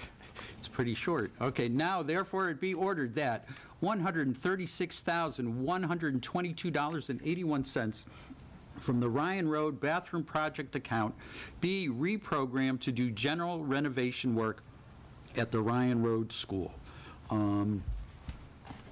Director Nardi. Yes, thank you. So again, Supervisor of School Maintenance Kuciners is asking that we reprogram the purpose of these funds. These funds were voted back in 2018, and then there was some discussion and thoughts on how those would be used, not only to refresh the bathrooms and do some changes with the restrooms there, but also to do the nurses' suite, and then there was a decision to not do that. So now the current principal is requesting not only a refresh of the restrooms, but also of some changes and refreshing of and renovation of the main office area, and just general maintenance stuff. So he would like a little more flexibility with these funds for the Ryan Road School. Any questions? Councilor Foster. Yeah, I have a question about it, because if I remember correctly, the original order was for the bathrooms to be made accessible. There was a student that couldn't be accommodated in the restrooms as they were at Ryan Road. And I would love an update, like, is that student able to be accommodated, and how is? So at the time that student was accommodated, it was a little more than just ADA compliance. There was actually larger needs, and they did accommodate those needs. And I don't know all the details, but the mayor was also concerned about that, so I did check in with that at the school. So they weren't real ADA compliance. The restroom, that's not an issue that they're dealing with, and that student has already left the school and required a little more than just that. But they did accommodate that. Councilor Labarge. Yes.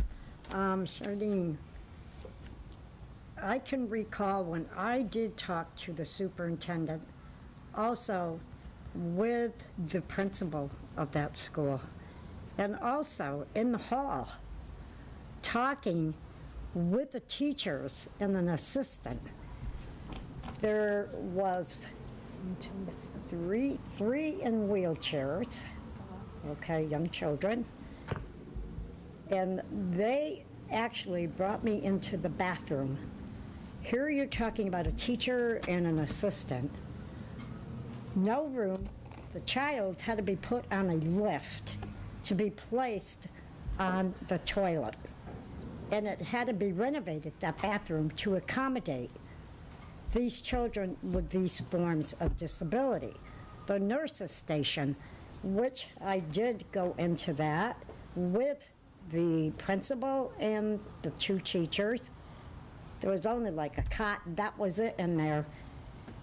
And something to the effect that they were going to go ahead and renovate that office and make it a handicapped accessible bathroom.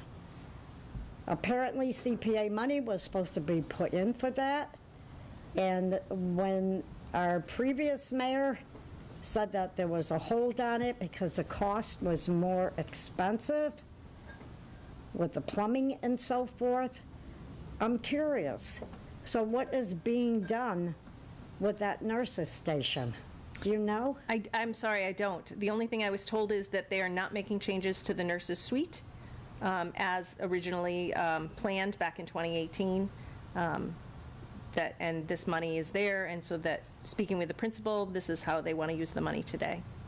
Okay, so apparently they don't have as many children in wheelchairs.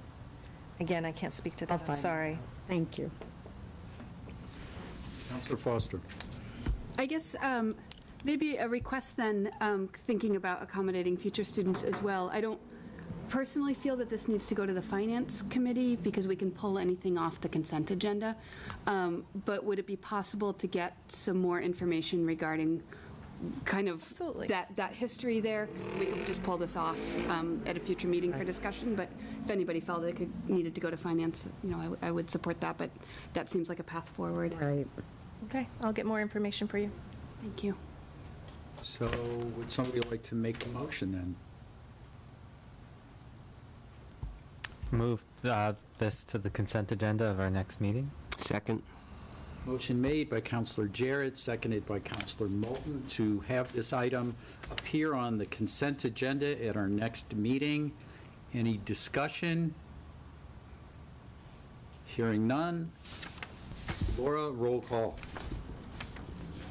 Do we need a Is it referral to the consent? Yeah. One of the ones that can be done by voice vote? Okay, let's try it. All in favor of sending this to the consent agenda, say aye. Aye. Anyone opposed? Anyone abstaining? It sounds like it's unanimous over here, Laura. Thank you. Okay. All right, next up.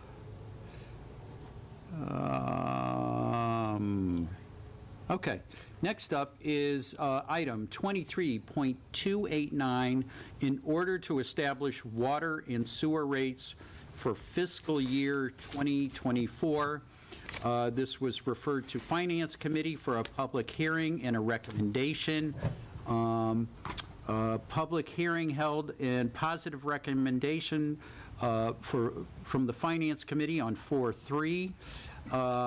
This is back here tonight. There's been two presentations by Director Riscalia explaining the reasoning for the recommendations here.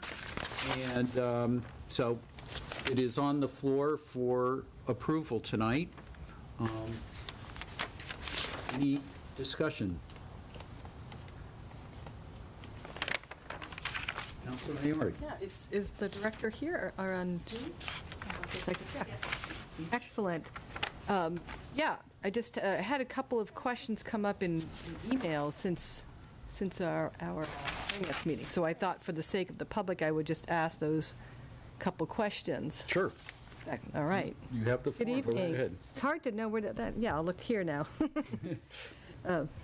Good evening, Director. Yeah, just, so one resident asked, why doesn't the cost of the water sewer enterprise go down with the departure of Coca-Cola and their usage?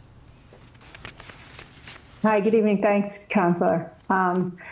So yes, this is something that we definitely have been asked, and the answer to the question is that we have a very extensive system. We have a water treatment plant, we have a wastewater treatment plant, we have miles and miles of distribution and collection system on the water and the sewer side. We are not able to decommission portions of our system. It's not like we can take a pump station offline or, we can shut down a portion of the water treatment plant. We will absolutely be flowing less water out of the water treatment plant. We will absolutely be treating less water at the wastewater treatment plant. And we do expect a limited kind of operational savings on that, although it remains to be seen what that will be. We have never operated without Coca-Cola, so we will sort of see what that savings is. I would anticipate that we will have a savings in treatment costs on both the water and wastewater side, and that we would have a savings in things like electricity usage. But again, I think when I talked in the presentation, we talked about the kind of double-digit price increases that we're seeing. So we just have to remember prices are rising a lot faster than our ability to keep up with that. So the savings we have, will sort of bring everything back to kind of zero, potentially. So I think for folks who are anticipating, oh, we can shut off big sections of our system, or, we can stop doing X or stop doing Y, based on kind of the expansiveness of our system, the complexity of our system, that's not a true statement or an accurate statement. Although I will absolutely say there will be some level of limited operational savings, which will become clearer as time goes by. So once Coca-Cola does demobilize and exit the community, we will start to see how that's financially going to shake out. Thank you. One more question. Go ahead. Okay, great. Right, and also we certainly couldn't attract another business if we decommissioned our system as well. But the other theme in a couple of emails was, why can't we delay or stagger our capital projects, more, so that we don't have to avoid a increase in costs? Okay. Thank you for that question. If Director Nardi is able, I would just appreciate it if you could put just a couple of slides from my presentation up, just so we can actually look at the capital projects, and I could explain this specifically. I'm looking for the slide from page 7 of the presentation, if you could.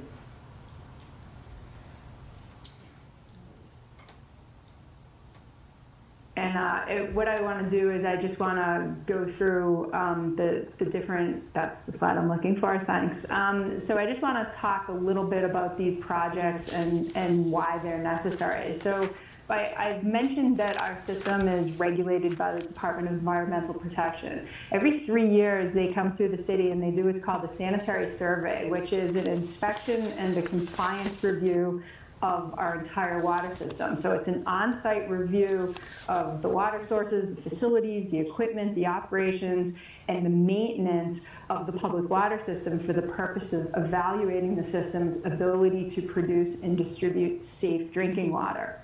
Once DEP comes through and does this survey, they issue a report to us and a compliance plan to us. So the last survey was in the summer of 2021, and there were very specific requirements in this survey that the city is obligated to comply with.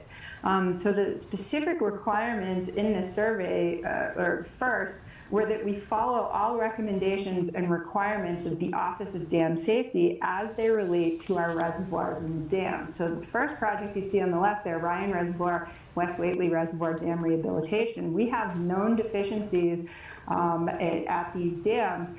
And we had been working through a permitting and design process with the Office of Dam Safety to make the improvements that are necessary to correct these deficiencies. This is something that is, again, regulated by DEP and required by DEP.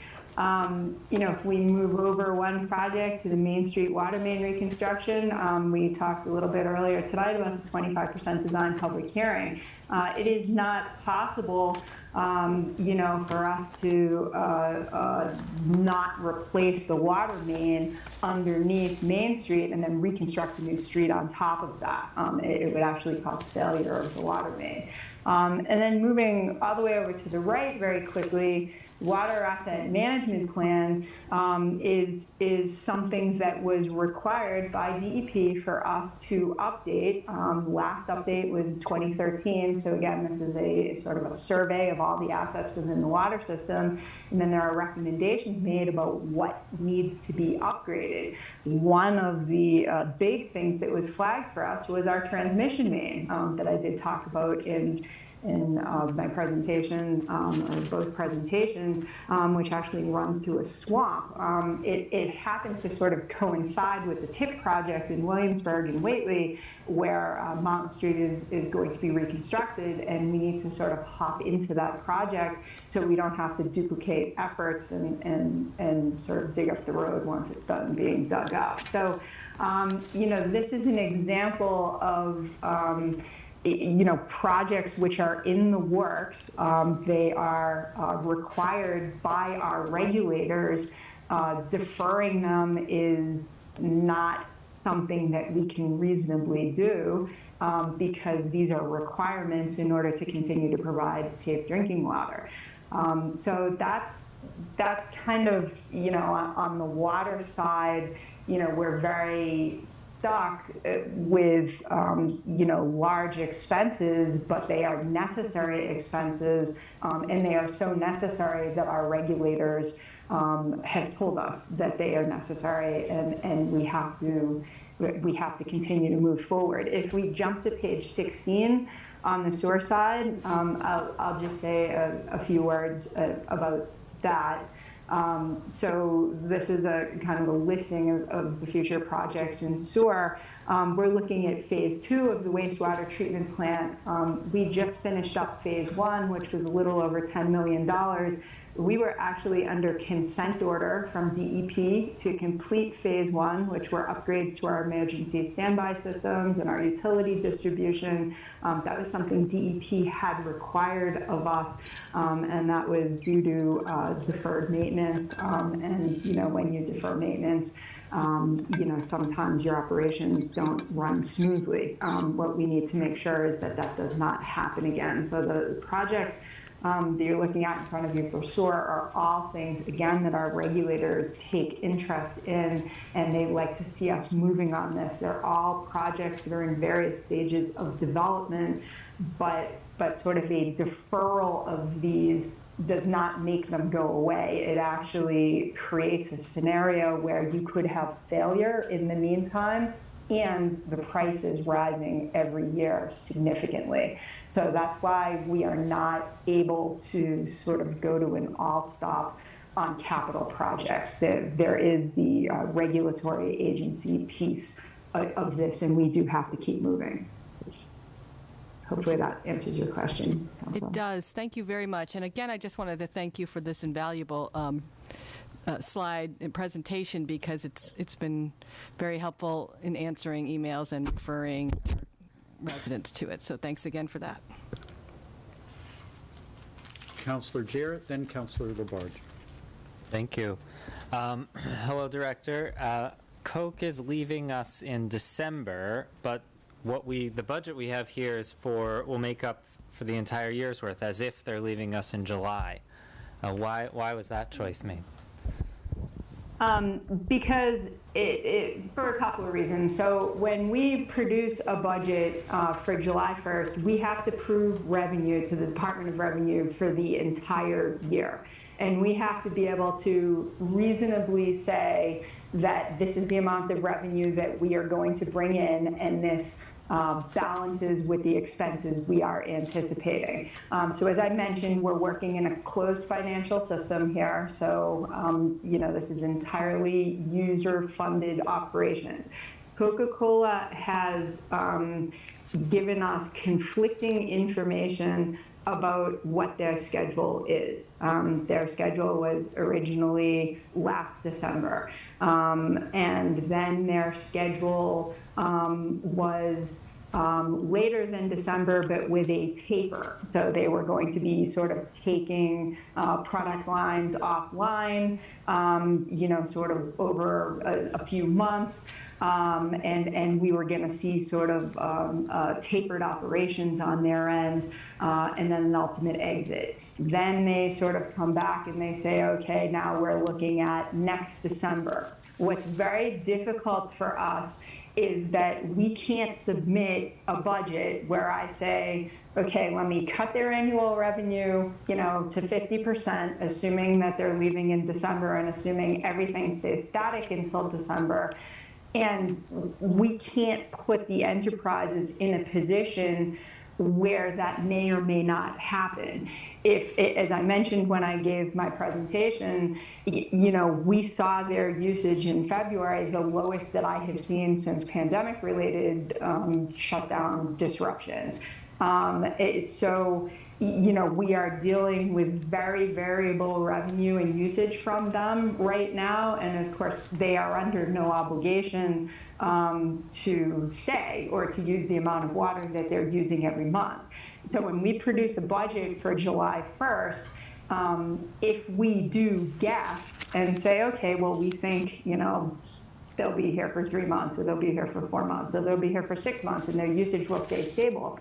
If we guess wrong, or if they don't produce that level of consumption, what will happen is that, you know, when the finance director does sort of her quarterly assessment of revenues and expenses, we will be in deficit, and we will have to make an immediate transfer from stabilization in order to stabilize the enterprise and balance that budget so that we can prove revenue. And that is not a risk that I would recommend that the city take. It leaves too much to chance, and it puts the enterprises in a position where they are very vulnerable to whatever fluctuations Coca-Cola may do as it exits the community. And it puts us in a situation where we're saying we can't cover our expenses and we need immediate funding. And that's not a reasonable way to manage any sort of budget, which is why I have made the recommendation that I have. Thank you. It does bring me to my next question, which is, so why didn't we anticipate this by building up reserves over a long period of time and then have those funds to use in this time until we're sure that we don't have another business coming in to make up for the loss? Because basically, you know, we're asking residents to pay a considerable amount more, and that's a concern. And to do it all at once rather than over time. Yes, and I think, you know, Coca-Cola did notify us some months ago that they were exiting the city. Over that time, we have continued to manage the enterprises. You know, as I showed in the slides, we have had no rate increases for several years. We have been at a level funded budget for several years due to, you know, pandemic related disruptions and economic hardship on folks. We have built our reserves despite the level funded budget each year to the maximum extent that we possibly could. And I understand what you're saying about using those reserves now to sort of stabilize rates. The reserves are going to be needed to pay for debt service, which is coming to us from various projects, because we are not going to be able, all we're doing is sort of level funding the budget with Coca-Cola's exit. We are not able to account for any sort of rising costs or any sort of additional anything. The reserves that we have are quite minimal in water. They are more substantial in sewer, but those reserves are going to be needed to offset the significant debt service that we are going to have from phase one, again, of the wastewater treatment plant mandated by DEP, and that debt service is going to hit us next year, so not FY24, FY25. We will have to transfer from stabilization at that time to cover that debt service. So that's sort of the long-term plan. If we pull that money now, if we don't make a rate adjustment now, if we allow sort of the revenue to fall off of a cliff, we will be exhausting our reserves far sooner and be unable to handle the debt service as it comes to us later on. Thank you. And one last question. Do we anticipate lowering these base costs if we were to get a large water user in the future, that like a replacement for Coca-Cola that used a significant amount of water?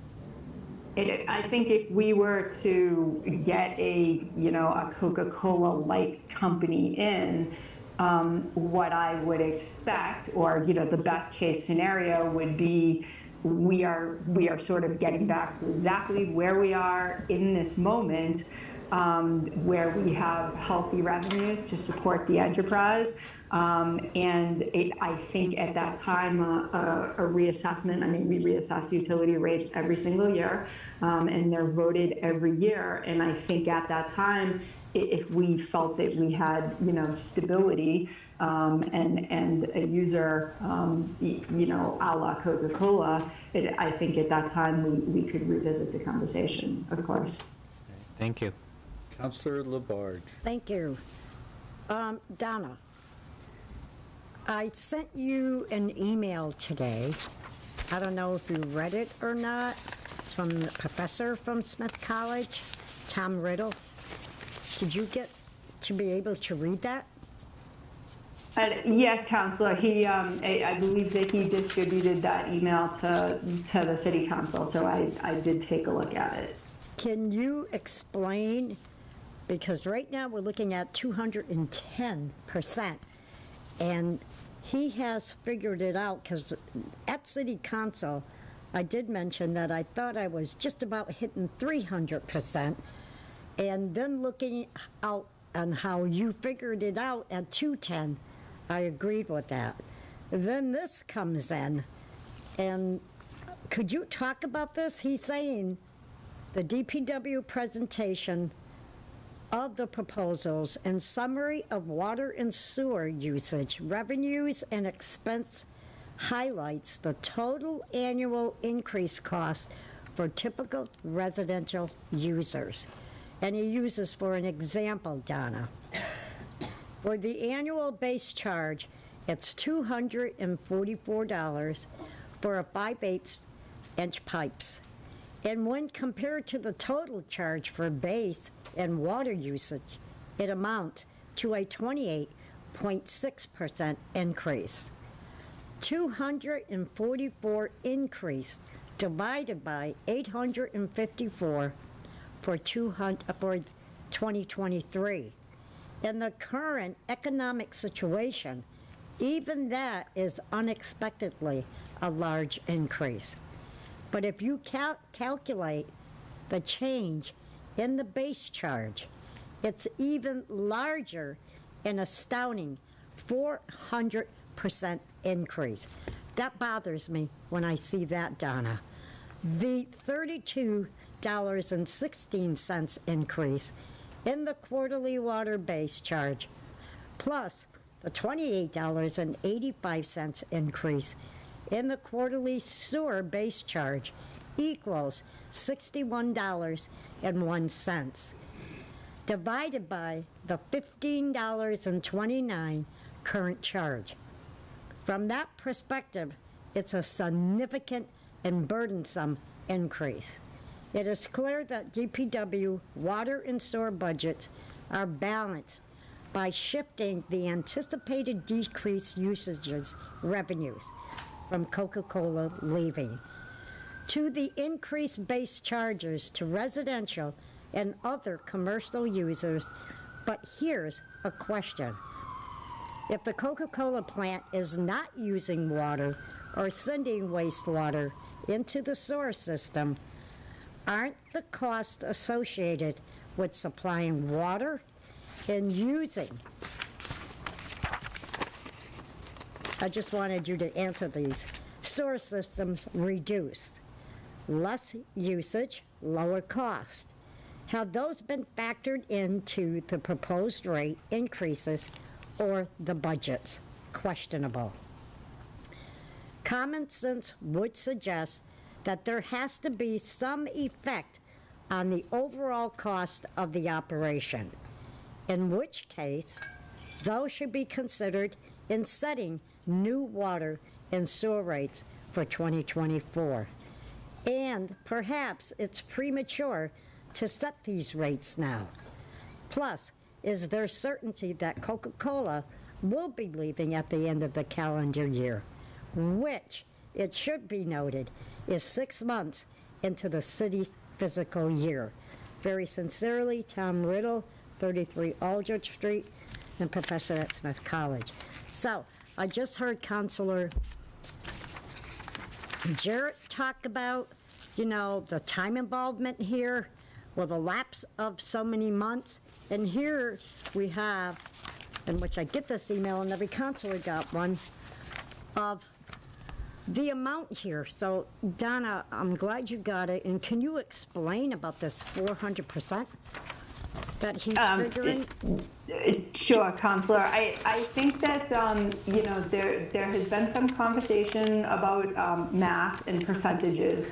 And we do just need to be careful what we're talking about and how we're talking about these numbers, so that an accurate representation of what's actually happening, you know, is sort of being put out there. So I think the easiest thing to do is, if I can ask Director Nardi to put up on the screen, I'd like to go to slide 22, if you could, Director, and that's gonna have us look at the proposed water rates, and I just want to talk for a moment about what this looks like. Okay, so proposed water rates. So there are two current components to our water rates. We have a quarterly base charge, and then we have a usage charge. So there are two pieces to the puzzle that make up everyone's water rates in the city right now. So the FY23 column shows what everybody is currently paying, if you read from top to bottom, for quarterly base charges based on meter size. The FY24 column shows the new proposed rates for a quarterly base charge. The quarterly base charge rates are the only thing that is changing. If you go to the bottom of this table, the usage rates are staying exactly the same. So before we start talking percentage, we just want to be very clear mathematically what we're talking about. The only difference in proposed water rates for the coming year is going to be the difference between those numbers in the FY23 column and the FY24 column for quarterly base charges based on meter size. The usage stays exactly the same. A more typical rate increase that you see or that you hear about is usage charges go up by X number of percentage points, okay? But in this case, usage charges are staying the same.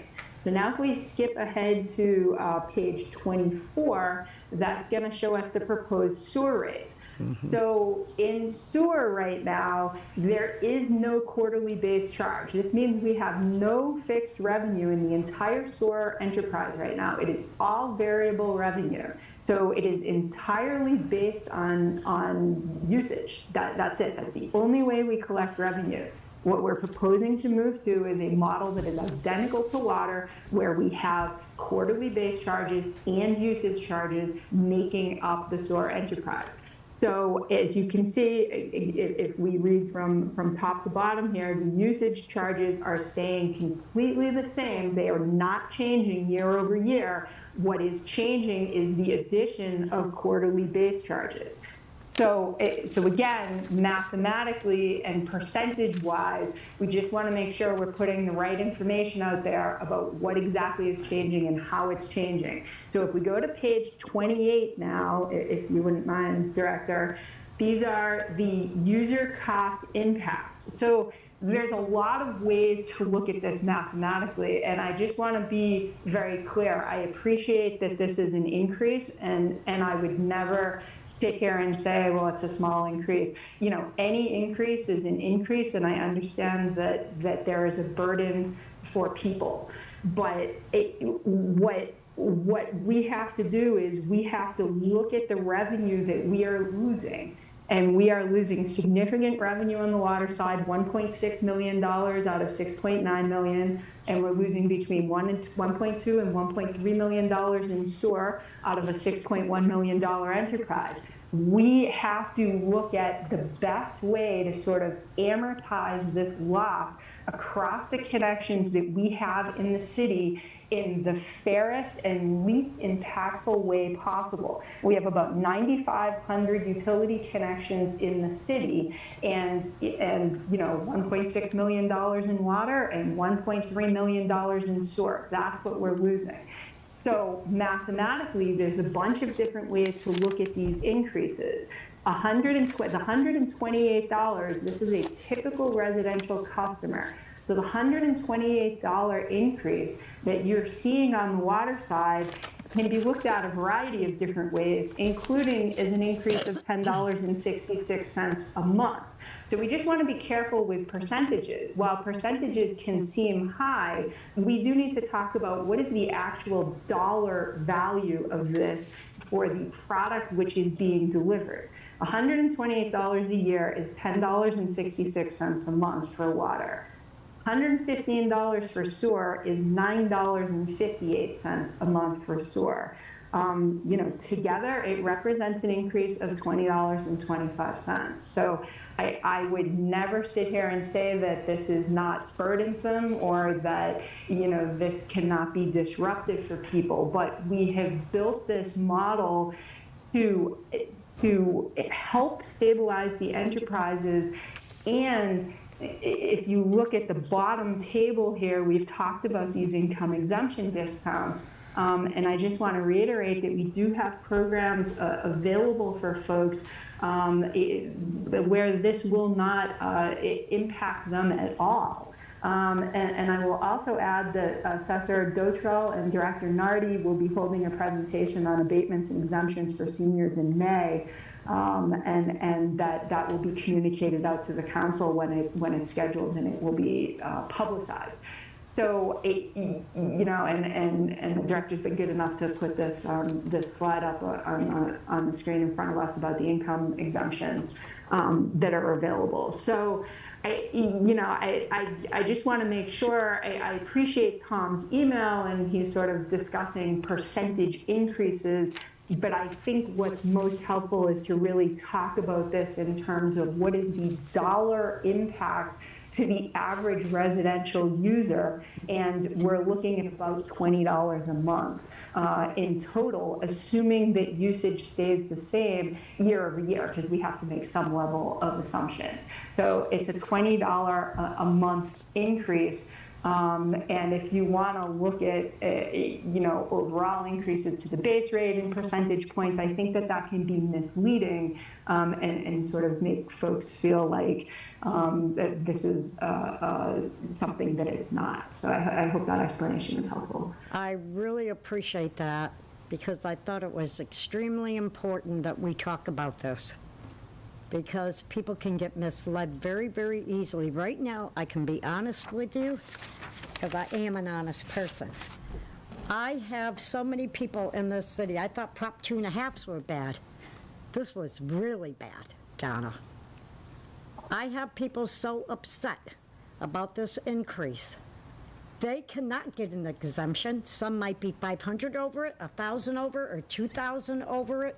They cannot get an exemption. I don't know. Right now, people are outraged. I'm getting calls from people all over the city about what is going on. And I've also met with people. I brought the exemptions with them, photocopied it for them. They can't get it. And they just cannot afford here. And you're going to hear it, that many people want to move out of here. They've had it. Every time they're turning around, there's a fee. And I feel bad for people, because this is a big increase. And I wish we could help the people who are over that threshold, and we cannot. So thank you, Donna, for your presentation and all your hard work, and your staff.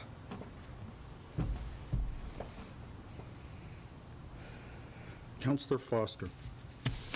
Okay, I do want to echo, I hear you. I think we're hearing the squeeze on groceries and gas costs. It's everywhere, and people are being squeezed, and we know that. And at the same time, Director, I want to thank you for the information you've shared, the presentations. I've been able to share that throughout work too. And it's been interesting, because I've heard from people who originally were deeply concerned or not understanding, and I shared the link to the presentations, and people who watched that came back and said, yeah, I understand, and this hurts, but they got it. And so I think that information you shared with us gave us a chance to understand, for us as a counselor, and also information that we can share with residents. And, yes, it is an increase. But I also just wanted to say I appreciate all of the thought and work that's gone into not only recognizing that, of course, we have to make up for the loss of Coca-Cola, but the work into making it something where as many people as possible, and no, it's never enough, will qualify for exemptions. Director Nardi and Assessor Dutroux, I appreciate that you'll be putting on a presentation that we can share with people so they can learn how to qualify for exemptions. That the mayor's office jumped on looking into, what relief may be out there for renters. And, the hard truth is that we have to pay for our services. And, I get that. And, I recognize where this is coming from and the difficult position that DPW and the city is in and the residents are in. So just wanted to recognize that. I do intend to, vote for the proposed water and sewer rates, even though I know it's really challenging, and I don't want to sit here and pretend that I don't know that that's really hard for a lot of residents, but also know that that's the position we're in as a city. So thank you. Councilor Moll. Thank you. There's no question that there's severe sticker shock at this. We've all heard it. And it has to be put in the context also of the fact that for the last 3 years, there has been no rate increases, and 4 out of the last 6 years, there have been no rate increases. That does not diminish the fact that, yes, based on the quarterly base charges for the most common 5/8-inch meter at homes, that quarterly bill is going to be going up 400%. That is an accurate percentage. As the Director Laskaya said, put another way, it's about $20 a month, or about 67 cents a day for that homeowner. It's unfortunate. We have to make we have to deal with an unfortunate situation here. I did want to ask Director Laskaya a question similar to a question asked by Councilor Jarrett. Once you understand what you described as minimal operational savings, both in water and sewer, would be after the departure of Coca-Cola, and that may take a full year to fairly assess that, would you then factor that into your recommendations for future rate increases? I would, Counselor. I think that I always say it sort of takes a full 12 months to get your head around anything. Something like the exit of Coca-Cola is going to be complicated for us on both the water and sewer side. I mean, we have not in anyone's memory operated without them. We have sort of processes that happen on the water treatment side. We have processes that happen on the wastewater treatment side. When all of that goes away, it's a little bit of a new world. So I think it is going to require some assessment to see exactly what that looks like and exactly what that means for our operation. It does not affect our capital project. It does not affect the system as a whole. What this is going to affect is our operations on either end of the distribution. It's going to affect our operations of the water treatment plant. It's going to affect our operations of the wastewater treatment plant. So absolutely, once we sort of get a handle on what this looks like, when we make rate cases moving forward, that will be reflected in what we're recommending for rates. But it's not like, let's just say that they leave in December I will not know the full impact in January. There is going to be some time that it's going to take to assess the operations, to determine what this looks like. And what this means for our sort of dosing and our treatment, and how is our aeration running, what does our process look like, how has it been disrupted or not. So that's something that we're just going to have to work through, but it will absolutely be reflected in my remarks moving forward. Thank you. Councilor Labarge. Thank you. Donna, one more question from one of my residents who's an employee in the city, and very nice resident. She wanted to know, might it make sense to cut the meter fee, increase in half, and also raise the water rate a little at the same time? She feels that way people that are really struggling would at least have an opportunity to try and save a little by trying to conserve water. And I'm sure there would be overusage by some, creating increased revenue. I understand that there is an exemption, but most people will not qualify. So that, she's not the only one. Somebody brought that up to me today. I got a phone call at 3:10 this afternoon about the meter situation also. Yes, Councilor, that is a good question. We looked at, I think I've mentioned a couple of times, we looked at a lot of different scenarios about how to take this loss of revenue and sort of recoup it in the best way possible. So we looked at a lot of different scenarios. If we were to take and alter the usage rate, altering usage rates or raising usage rates can create a disincentive to use, as the email states. Creating a disincentive to use is not what we are going for here. We are trying to stabilize the enterprise. So while we are sympathetic to sort of the sentiment behind this email that you received, what could potentially happen in a scenario where we raise usage rates is that we do not achieve our usage targets. We do not achieve our usage targets, we do not raise the revenue required to run the enterprise. We don't raise the revenue required to run the enterprise, then what we're looking at is raising rates even higher next time. What we are trying to do is an immediate stabilization of the enterprise where we know that we are stabilized and we know that we will raise this revenue. There is no question. If we were to sort of play with the usage rates, even on a percentage basis, like, okay, well, we'll cut the meter, we'll cut this meter charge in half and raise this a little bit, we could be wrong. And if we're wrong, the budget does not balance, and that's a problem. Thank you, Donna, very much.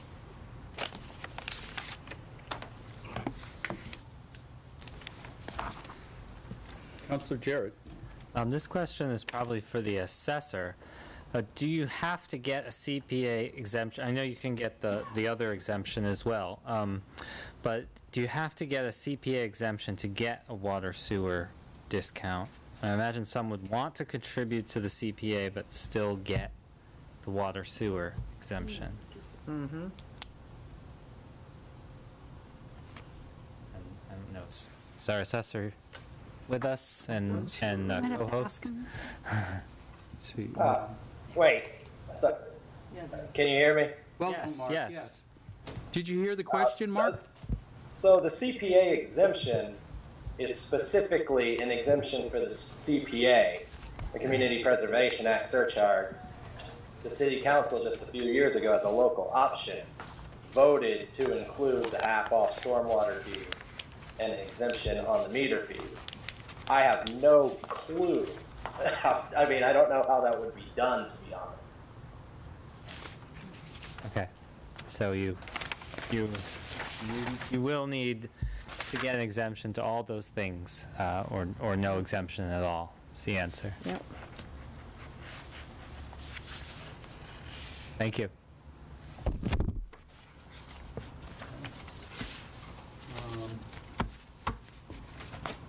Donna, you still there?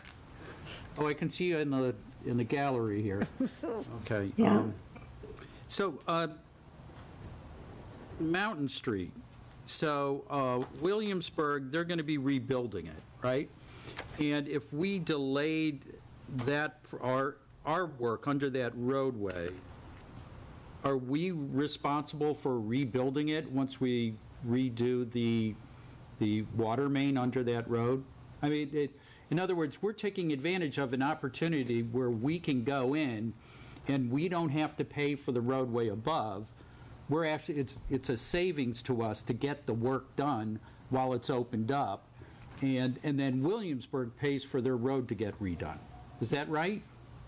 Yeah, so this is a TIP project, Counselor. So it's a TIP project running through Whately and Williamsburg down Mountain Street. So the way this would work, if we were to just sort of allow this project to proceed and, you know, we're going to leave our transmission main in the swamp where it is and it's over 100 years old and we're just going to ignore it and they come through and they repave, you know, and they come through and they repave the road and we do nothing and we take no action.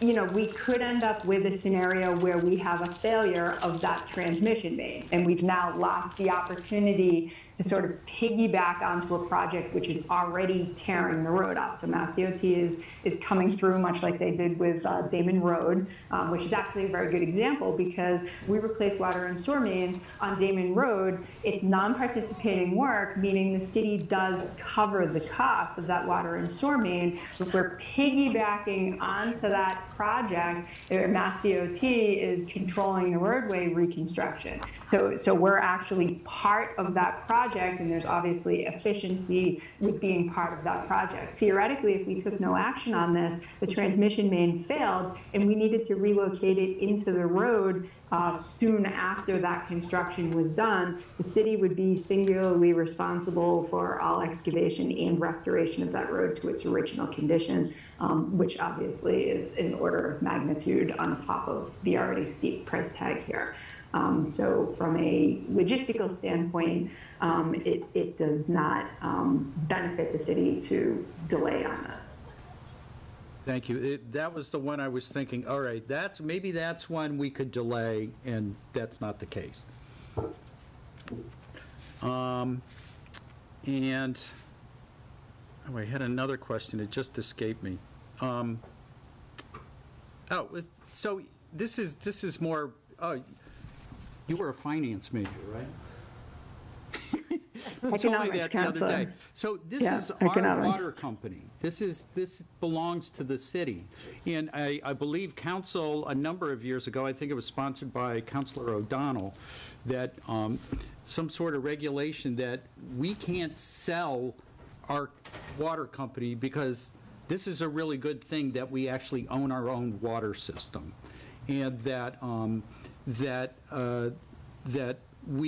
there's nobody siphoning money off the top to go to a corporation somewhere and pay, you know, some stockholders or a board of directors.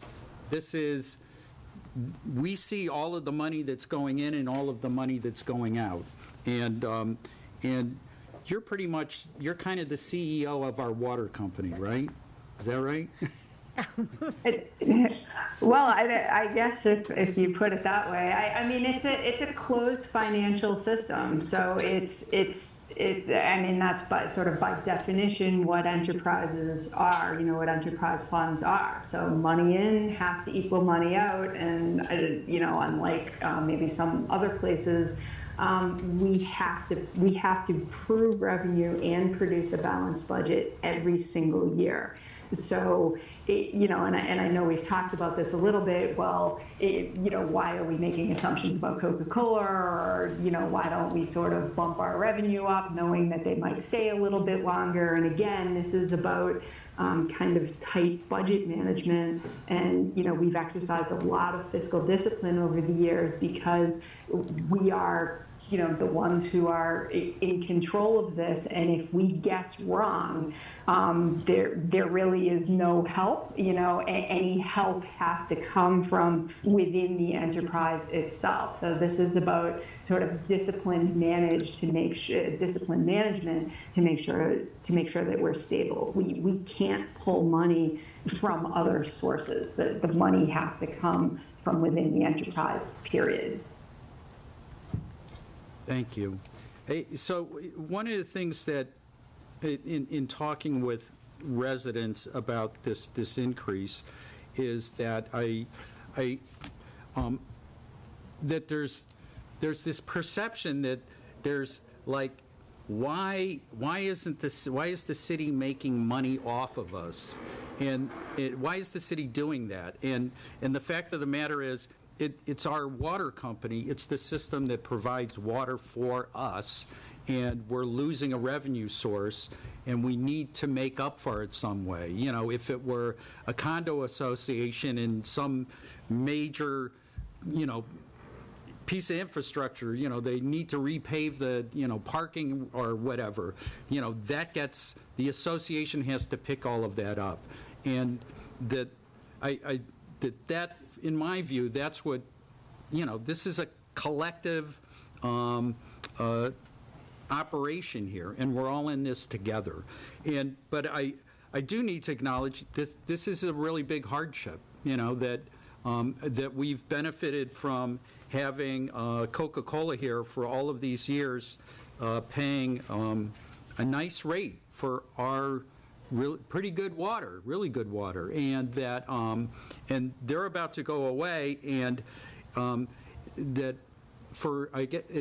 it does feel a bit like, oh, there's counselors in the room rather than here. It does feel like a bit like, we're left holding the bag, and but I guess, and that's not, it feels bad, but it's also our bag, and it's our terrific water company we need to keep supporting. So I really appreciate the idea of raising this through the rates, because exemptions and abatements are available. I understand that those don't work for everybody, but that if we had done it through the usage fee, none of that would be available. The other thing I like about doing it through the meters is that it's 100% predictable.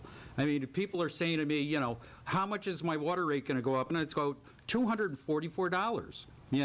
That's what it's going to be if you got a 5/8 meter. It doesn't depend on how many CCF you use, and I don't know what that is. I have to picture bathtubs in my head of water or something, that it's that much volume. But that, and so I know, but that's the reality, is that most homeowners are paying that type of amount. And but I think, as I said in legislative, in finance, that, I think this is something we need to do. And I know it's a hardship, but it's one of those votes that's hard for us as counselors to do. And this is a very well thought out approach to a tough situation. So I'll be voting yes for this. Councilor Moll. Also want to acknowledge the mayor's office for pursuing the low-income household water assistance program that's administered here by Community Action Pioneer Valley, which appears to be a promising avenue for relief for renters, after several councilors raised that concern during the hearing. Mm-hmm. Thank you, Councilor.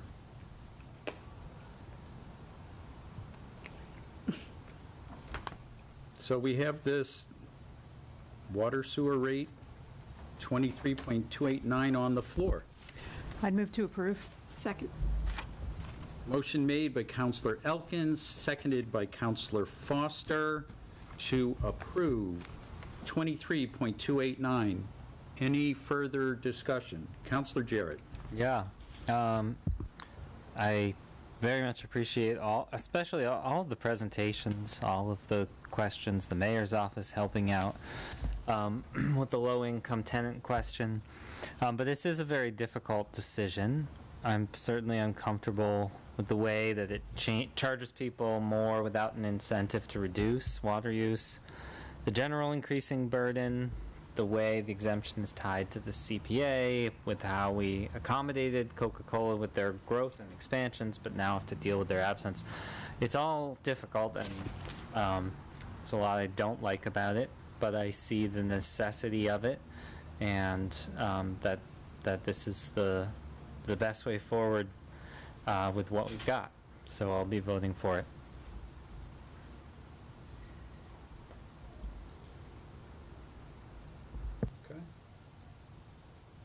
Any more discussion? Laura, roll call, please. Okay. Councillor Jarrett. Yes. Councillor Labarge. Yes. Councillor Maori. Yes. Councillor Moulton. Yes. Councillor Nash. Yes. Councillor Perry. Yes. Councillor Elkin. Yes. Councillor Foster. Yes. And Councillor Gore. Yes. Okay, item 23.289, in order to establish water and sewer rates for FY 2024 has been approved. Can we have a brief recess, For a President? 10-minute break, and we will reconvene at 9:17. I feel like a Pepsi. Anyone else? I don't feel like a Pepsi, but sitting too long.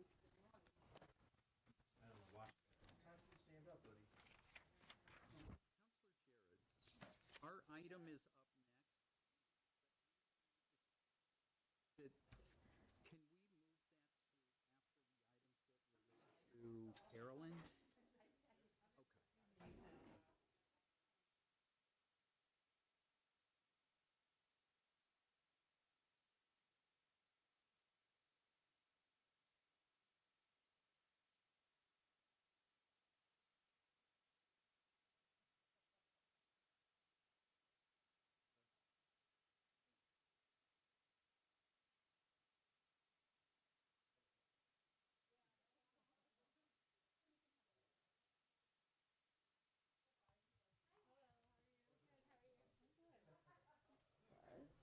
Carolyn, we're going to address all of your stuff next. Oh, really? Yeah, we're going to bump the... Sit in. Well, you just went through another meeting, yes. Oh, but does Donna need to be there for 25 mile an hour or no? Here, let's ask her. Okay. It was. She and I can duke it out. Who gets to? She- This one. Donna, are you there? Site plan approval process for negotiations between neighbors and developers.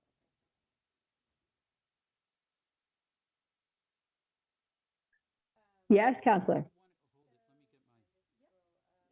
Wait a minute, I can't hear you. You can't? Here, let's try the Zoom.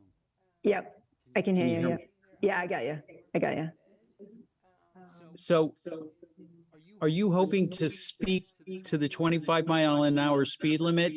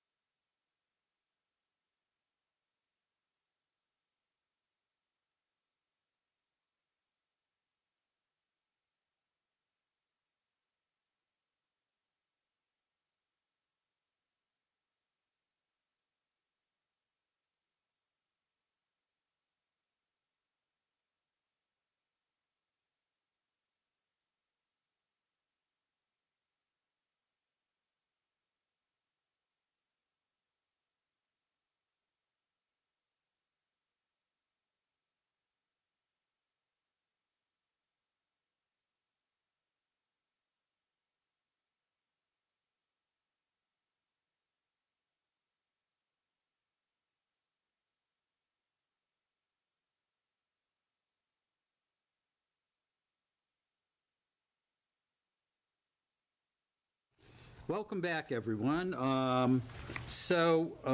are going to, I've discussed things with Councilor Jarrett and with Carolyn Mish. We're going to do things a little bit out of order here. Director Lascalia has left us for the evening, and Carolyn is here to speak to 3 items here. And so next up on the list, if we skip the 25-mile-an-hour speed limit, we'll save that one for last, is item 23.278, an ordinance to reclassify parking meter zones on Elm Street. This is in second reading, and this, come on, here we go. I'll pull this up. That's not it. There it is. So this is in order to change the way we meter parking meters on Elm Street. On the northeast and north side, from a point 185 feet northwesterly of State Street to Round Hill Road, that those meters will change from 10-hour Class 3C and Class 4C to 3D and 4A. Oh, Laura's going to pull that up. Also on Elm Street, on the southwest and south side, from West Street to College Lane, the same change will occur from the 10-hour Class 3C and Class 4C to 3D and 4A. Carolyn, you want to explain these, or?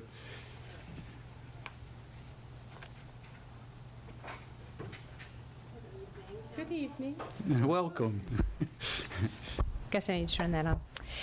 This is, so these changes are just tweaks to the parking class codes that were inadvertently left out in the big package that you all just reviewed earlier this year in January that led to the changes that have just been implemented in the last couple of weeks. That was sort of system-wide.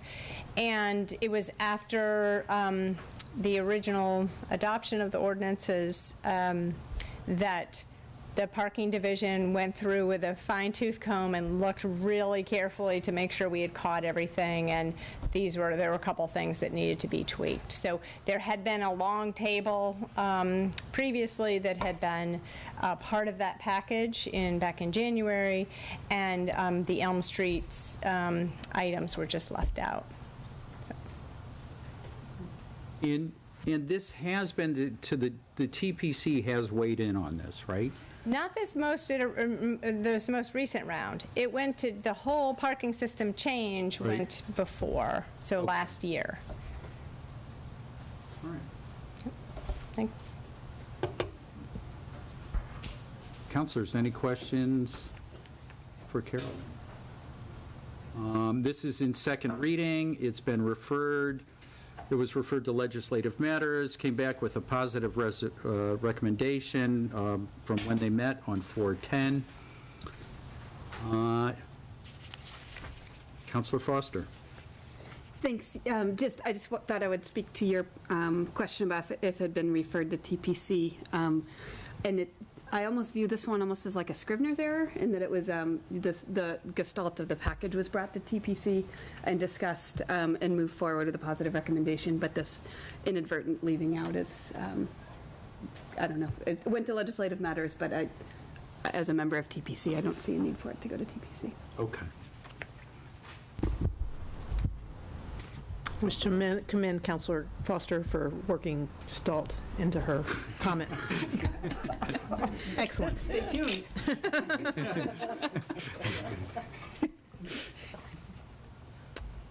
Okay. Councilor Jarrett. I would move approval for this item. Second. Motion made by Councilor Jarrett and seconded by Councilor Perry. Any discussion on approving this? Hearing none. Laura, roll call, please.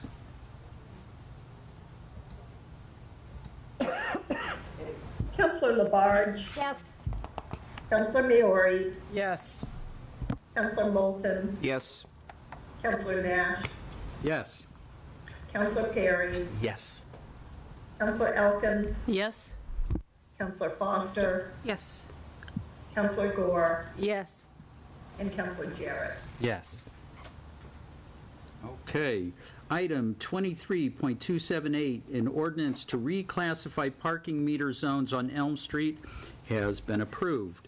Next up is 23.279, an ordinance to clarify parking garage time limits. All right, where did it go? Yeah. And this is in second reading. This also went to legislative matters. And the changes here are to properly name the downtown E. John Gay parking garage, and to also add the Gothic Street parking garage, which was omitted. So those are the two changes here. Is there anything else I'm missing there, Carolyn? No, that's it. Any questions for Carolyn about this? Entertain a motion. Move to approve.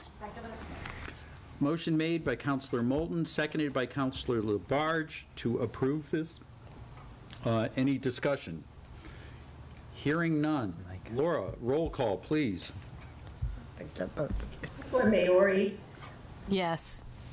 Councilor Moulton. Yes. Councilor Nash. Yes. Councilor Perry. Yes. Councilor Elkins. Yes. Councilor Foster. Yes. Councilor Gore. Yes. Councilor Jarrett. Yes. And Councilor Labarge. Yes. Okay. Item 23.279, an ordinance to clarify parking garage time limits. The language in that has been approved, changing that language. Okay, next up is zoning ordinances. We have item 23.247, an ordinance to clarify reduced lot line uses allowed by right. This is in second reading. It was referred to the planning board and legislative matters on 2/16. Public hearing held by the planning board with a positive recommendation on 3/9. Legislative matters held a public hearing on 4/10 and also sent it back with a positive recommendation. It is here tonight in second reading. Carolyn, you want to, I think we've all been over it a few times, but go ahead. So I think that in legislative matters, there were some questions and about clarification, so I thought it might be helpful to just quickly go through the ordinance. So I've got just a couple of slides to run through, if you'll allow me to do that. This is just affecting the urban residential B and C districts because that's only where the reduced lot line provisions are allowed, or that's where it's being proposed that the changes would be made. It's in the table of uses there. It's just a change in the definition or the allowances within the allowed right section. So allowed by right section. Right now, it reduced lot line is allowed for a single family home.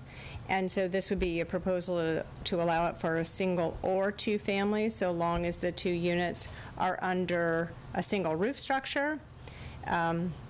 This meets the goals in Sustainable Northampton to create housing options and flexibility. It's not about creating new units, but it also allows sort of a reversion to what was allowed previously. The effects of the changes are really not to increase the total number of units, though that's not the goal, is to restrict the number of units. Because, and the reason for that is because if you opted not to create a lot, you could still add units to a property in the larger context of the larger lot. This just allows you to create a dividing line and create separation of ownership of parcels if you have enough frontage and you can meet the other criteria in the reduced lot line provisions. So it's really about creating flexibility and to place units on distinct parcels. And it reinstates what was previously allowed under, when we referred to it as zero lot line, where 2 families or 2 units through an accessory dwelling were allowed as part of a single family. So in this example, I just have 2 images up here of lots that were divided as part of a reduced lot line. And in the upper image, you can see an existing single-family house, and then a new lot line drawn down essentially the middle. So in that context, if the property owner, if that were a 2-family and they're not currently allowed to divide that and build a new structure closer to that center dividing line, they could merely just opt to build another structure on that property and effectively create a condominium. So you'd have 2 units on the larger parcel. The same is sort of true of the smaller lot configuration in the bottom example, where 2 50-foot wide lots were created in another location. So, and then there were questions about sort of why we're here and what, how is this sort of reinstituting what we had before. So back in 2021, we made a lot of changes to encourage different types of housing and flexibility. We had 2-family by right changes. We had expanding opportunities in the core business districts by allowing ground floor residential. And then we adopted, you all adopted the affordable housing provisions that sort of effectively are local 40B provision that allow different dimensional provisions within districts throughout the city if affordable housing was being built as part of that. So there was a whole package of zoning that related to residential, and then there were other zoning packages that came through that transferred zero lot line to made it reduced lot line and address some concerns that had been raised in neighborhood conversations about some of the dimensions between these structures that were being built. So the impetus for that was to make changes that would create some minimum standards for separation between structures. So these things were sort of moving along at the same time, and so what happened in the 2-family by right rezoning was that the definitions for accessory dwelling units, which had previously been part of a single-family home and defined as such, were merged with 2-family zoning, and so that modified the definitions of what we meant by 2 units. We didn't get rid of accessory dwelling units. It wasn't a standalone, distinctly defined thing. And so all of that got put in the bucket for, and what we refer to it now as a 2-family. So because of that, then previously when reduced lot line, or previously zero lot line, was allowed for a single family, which by definition included an ADU. Now with the new change to a 2-family, that was left out. So that's why we're back here today, is to effectively revert to what was previously allowed. There were some concerns raised. Whoops, let me just go back here. There were concerns raised during the public hearing at Legislative Matters about the ratio of larger structures that result in a 2-family relative to lot widths, because the minimum lot width in these districts is 50 feet. So I thought it would be instructive to think about sort of the existing context of some of the neighborhoods. There are no restrictions on the width or size of single-family homes. And so if you were to add a two-family, there are examples of, I have some examples here in this shot where there's 51-foot width lots on which there are 27 or 30-foot wide homes existing. So this isn't really inconsistent with many of the neighborhoods in the URB and URC districts. But on top of that, we've done evaluation of the median size for units that are two-family in the city, and the median per unit size is smaller than a single-family home. So the median size is around 1,200 square feet. And of course, two families, we also know, use less land area per unit, less consumption of impervious surface and energy consumption, and less infrastructure to service those two units. So it accomplishes, by creating opportunities for two-family, accomplishes other goals in Sustainable Northampton, that we're trying to create flexibility and encourage different housing types that also meet the goals of energy reduction and energy consumption. And another question that came up was, how many A&Rs, approval not required, which is the creation of a separate lot in the last 5 years, have been created for the purposes of building under this reduced lot line provision. There have been 9 over the last 5 years, sort of spread out across the city, Florence and Northampton. And again, I just want to emphasize that it's about creating flexibility in lots and not necessarily new units. And that's the end of sort of what I wanted to present. Thank you. I can stop sharing if you like. Councilor Labarge. I know at that meeting on Monday, because I saw the taping on it today, where I can't remember who brought up about the cutting of trees on Glendale Road. And that's not correct. The cutting of trees was done on Pertsford Road with Habitat and the construction of the houses, affordable housing, going in there to go ahead and cut trees, which they got an amendment to go ahead and go back in and cut more down to put solar, correct?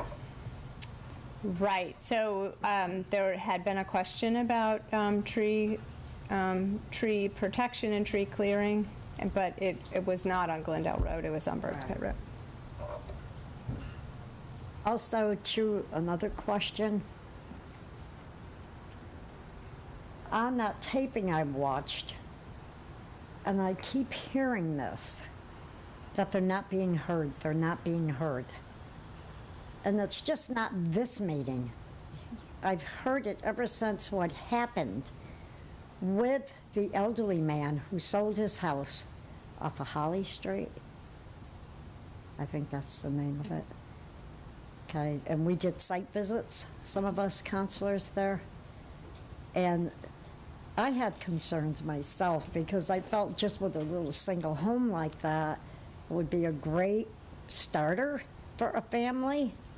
I didn't like the looks that was out there with the way the condos were going to be looking. To me, I wish some agency had stepped in and bought that house for somebody for a first starter home. It was adorable, and the elderly man put in like over 50-something thousand into that home. So there was a lot of concerns, a lot of people upset in that area, and they have been for quite a while. But again, on this taping, I'm hearing that they feel they're not being heard. Can you explain that when you've been going over and saying how you have been changing the language, correct? So what is going on? What's the problem?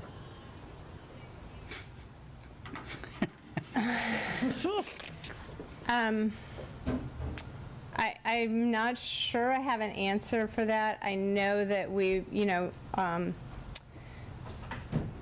course, whenever we make changes in the city, some people are happy with it, other people are not happy with it. We try to build consensus to the extent we can about these changes. You know, the development of the Sustainable Northampton Plan has, you know, been over the course of the last 13 years, right? We adopted the plan, and updated the plan in 2010. There was a lot of public comment, a lot of input on the policy provisions in there and the policy development, and we've done lots of studies about where we are in terms of housing development, what the housing needs are, what the barriers are to developing housing, and all of that is pointed toward the creation of implementation mechanisms to try to address those deficits in housing, and also to implement the Sustainable Northampton Plan policies. So zoning is one tool to implement the policies that are identified, which say we need to address housing, we need to provide housing for people at all economic levels within the community, at all sort of demographic sectors or segments of the community. And in order to do that, we needed to adjust the zoning. And so all along we've been making adjustments to the zoning to match what was adopted by City Council, by the various planning boards and other committees along the way. And and all of that included public process, and it's typical that even though people participate in those conversations about policy and also regulations about that match the policy, that it's hard to envision what that might look like on the ground with a real project. And it obviously creates change in a neighborhood. And that can be unsettling and sort of create those concerns about individual projects, even though they might meet the overall goals of the plan and what the city's established for where we want to go as a community and what we want to provide for people of all, in all segments of the community. Because many, probably like last year, we kept hearing and hearing that the voices were not being heard. And way back, I can remember, we had a problem with that. And a group was formed, and where the transparency, communication was very valuable with all residents here in the city of Northampton. There didn't have to be no taxpayer or anything. Your voice was very important. And I'm really disappointed hearing again that they're feeling that they're not being heard. And when I'm asking you as our director, you're making changes. You're hearing, correct? You're hearing, but you are limited on what you can do through the state and regulations. Is that correct? Right. I mean, we try to be as creative as possible, right. But we also want to listen to everybody and make sure that we're also continuing on that path of implementation that is established in those policy directives in the plan. But yes, I mean, our goal is to sort of gather as much input as possible and think about that and sort of strategize on how we can accommodate all of those comments. Okay. I just want to make sure that residents here in the city are having the rights to voice themselves. And the department heads are listening, and I can tell you've been listening because of the changes, which is very critical. Thank you.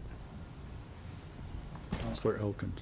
And we are getting maybe, I don't want to get too far afield from the actual ordinance in front of us, which is actually a fairly limited matter that is essentially just putting back something that was already allowed before. But your question, Councilor Labarge, and then also your response about the Sustainable Northampton Comprehensive Plan, I looked it up because I'm also concerned about, I expressed some frustration with folks feeling like they're not heard, and I did not mean to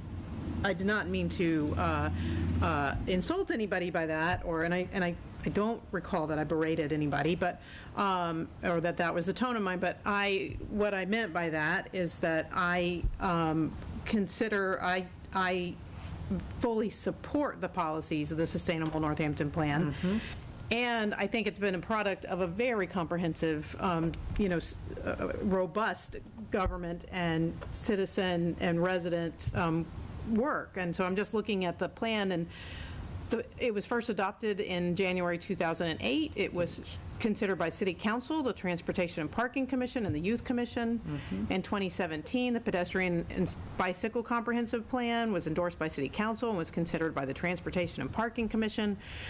The Open Space, Recreation, and Multi-Use Plan, adopted in June 2018, was endorsed and or adopted by the Agricultural Commission, City Council, Conservation Commission, Historical Commission, Parks and Recreation Commissions, and Transportation and Parking Commission, all of which involved public comment, public meetings, and discussion. Climate Resilience and Regeneration Plan, endorsed by City Council and the Energy and Sustainability Commission. That was adopted in 2021. Sustainable Northampton Plan, amended in 2021 to basically bring all of these things together, was also part of that. I note in the acknowledgments of the comprehensive plan that community participants that were involved in the making at various stages of these and the adoptions include the Broadbrook Coalition Friends of Northampton Trails, Grow Food Northampton, Smith Vocational Agricultural School, Northampton Neighbors, Wayfinders, ServiceNet, Northampton Survival Center, Highland Valley Elder Services, Community Legal Aid, Valley Community Development, the Literacy Project, Pioneer Valley Habitat for Humanity, Northampton Housing Authority, Mass Fair Housing, Northampton Community Arts Trust, Center for Human Developments, Northampton Youth Commission, Northampton High School Environmental Club, Greater Northampton Chamber of Commerce, UMass Clean Energy Extension, Healthy Hampshire Collaborative for Educational Services, Pioneer Valley Planning Commission, Smith College, UMass, School of Earth and Sustainability, Mothers Out Front and Climate Action Now, Mill River Greenway Initiative, Climate Action Now, Abundance Farm, Unitary Society, Leeds Civic Association, Cooley Dickinson Hospital, National Grid, Western Massachusetts Network to End Homelessness, Pioneer Valley Transportation Authority, Coca-Cola Bay State Village Association, Center for Ecological Technology, and Center for the Arts. That is a remarkably collaborative community effort over the course of a decade, and at which at every juncture there was input and people heard, and certainly disagreement about. Probably less disagreement overall about the policy goals, but certainly disagreement about how we get there, and so I just wanted to point out there is an overarching issue here that that is what I was trying to express on Monday, which is I support this policy and I support the process that got us here, and I agree that that the zoning changes that we have enacted, and I've had a role in when I was in the planning board and recommendation, and now on city council, and so I continue to support those policies. I would vote again for two-family by right. I would vote again for any number of the zoning provisions and changes, and we have to implement. We have to implement this work that was done by so many people. It was very interesting. All of us councilors were involved in this. Bill Dwight, I, Fran Volkman, a whole bunch of us. For sure. So I don't, I try not to grandstand or go on too much, but I was really just struck by this, and I've been a little struck by suggestions of folks that we somehow need. I mean, we can just provide the forums. We can just do this. This is what we can do. And we are listening, and there's not always agreement. So that is all. I support this ordinance. I think it continues to effectuate our goals, and I would vote yes for this. You know, I want to follow what Marissa just said. I think we're getting a little off topic here but the comment during the public comment, it needs to be answered, and I appreciate you sharing what you did. And that I'd also like to respond a bit to it, because there's an expectation that, by voting no tonight on this, we're stopping something. And that reduced lot line is in place. It used to be 0 lot line. That got passed in what, 2010, something like that, Carolyn? It was 2000. Oh, it's even before that? Yes. So, yeah, so that, and what this is about is bringing this into alignment with the two-family by right, which we recently approved, and that this was allowed to move forward, and it actually lost its ability to have an ADU because of it. So we're reinstating this. So, yeah, somebody wants to do this, they can have not just an ADU, but they can make it an ADU size, but they can also make it bigger. I hear that there's folks here who would like to see the entire zoning package that got approved be taken away. And I think that that's where what people are hoping that we will do. And that I think that, as Carolyn knows, nobody pushed back against the zoning that went through, probably more than me as a resident and as part of the Ward 3 Association.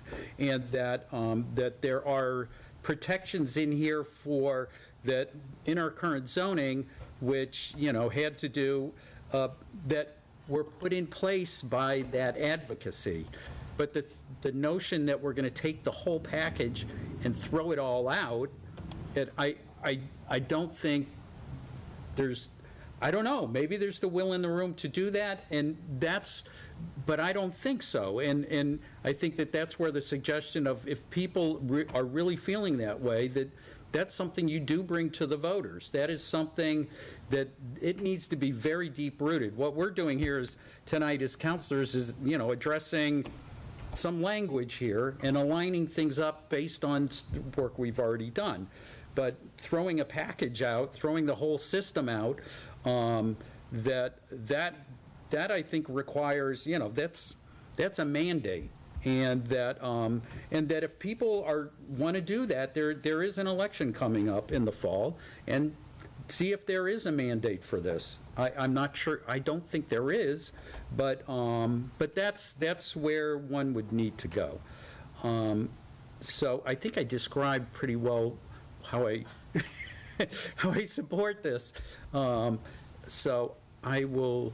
Councilor Mayori, you wanted to speak.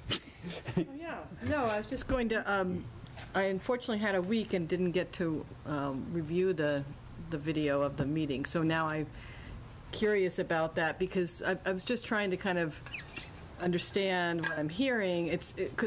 What Councilor Elkins was talking about, the sustainability goals. What's interesting to me is that the folks who's given public comment, I believe most, they're in support of the sustainability goals. So the disconnect is, how does this support, is this supporting those goals, or is it taking away? And that's where the issue is, because, I do think there's so much agreement on the our sustainability goals. So I'm sitting here as someone who wasn't at the meeting, trying to understand why we both, we have this common base of these goals, and it kind of gets lost in translation here. And that's just really a comment. And I guess, we were just talking about workforce housing, and I guess the only question I'd have, is, and maybe it's a little off topic, but I guess you could say, this is part of this. How does this encourage that middle range we're talking about, the SB, our younger residents are looking for? Because from where I sit, it seems to encourage that. No, there's no guarantees. We're not building these things ourselves. But I guess I'm wondering your thoughts on that. Because it is an issue. For our schools could use it. I would love for people like SB to be able to stay. I'd love for our schools to grow. I'd love to capture that range of housing. And so maybe if you could just say a couple words about that in relation to this. Sure. Thank you. Well, I think, as I mentioned previously, this isn't going to be the magic bullet that creates a whole bunch of housing. You know, I stated that this provision, reduced lot line, has been used 9 times in the last 5 years. But it's another piece, it's another potential way that provides opportunity for people. So, for example, someone might have an existing 2-family and have a big side yard and want to carve off a lot so that someone else can build in town, put another house on the property, but they can't do that right now and take advantage of a reduced side yard setback, which I'm sorry, I should have explained. Reduced lot line means a reduced side setback between the dividing line and any new structures that are built there.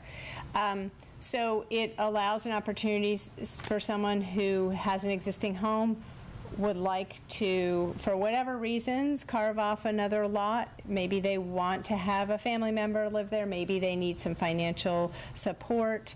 And by selling that allows them to stay in their home and reinvest in their home. So that lot could be used to build a home that might not otherwise be built. It's a lower cost because the land, you know, the housing, the cost of construction has gone up so much that, and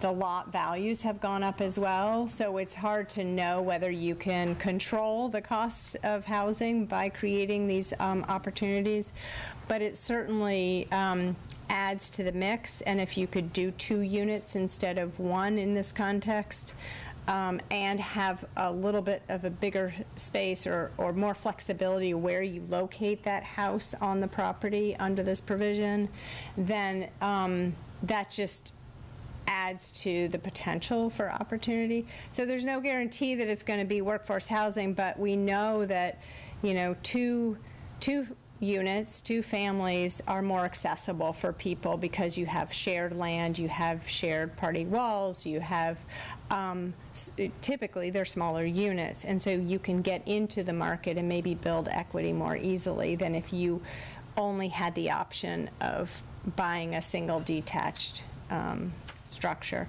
But again, you know, this is a really small piece of the puzzle, and what we're trying to do is just not create new barriers, because new barriers just drive the cost up and push people further out. And so the more creative we can get with allowing new units and with design standards, because each time we sort of tweak this, we also add components to say, you know what, people really feel like in order to fit into the neighborhood, you know, one thing we've added is making sure that there's covered front entries, because in these older neighborhoods, there's historically been sort of that interface between public and private space with a front porch or some kind of stoop or something.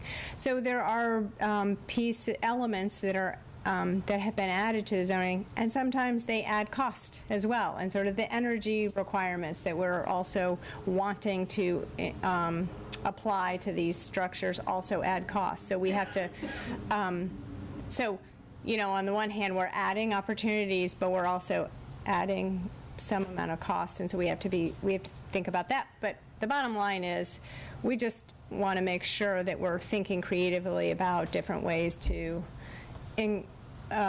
allow opportunities for people to find homes.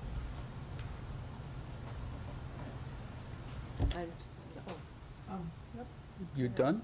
I don't know if that answered your question about how it meets sustainability. It did. I'm just trying to, I guess I'm trying to turn it on its head to understand, since I wasn't at the meeting. So many are priced out for a lot of reasons, but this change doesn't. How would it contribute to, you know, being priced out more? I mean, to me, it seems like it's adding the possibility of more creative and lower relatively lower-priced housing. But I suppose you could say, well, if you didn't allow this, then without that flexibility, then you couldn't have, bigger units or more, just plain more units. I guess I'm just seeing the overpriced, what everyone's referring to as these luxury, I don't see how this is contributing to that. I mean, it's contributing to allowing new housing, and as you say, with new housing comes these, these increased costs that are across the board.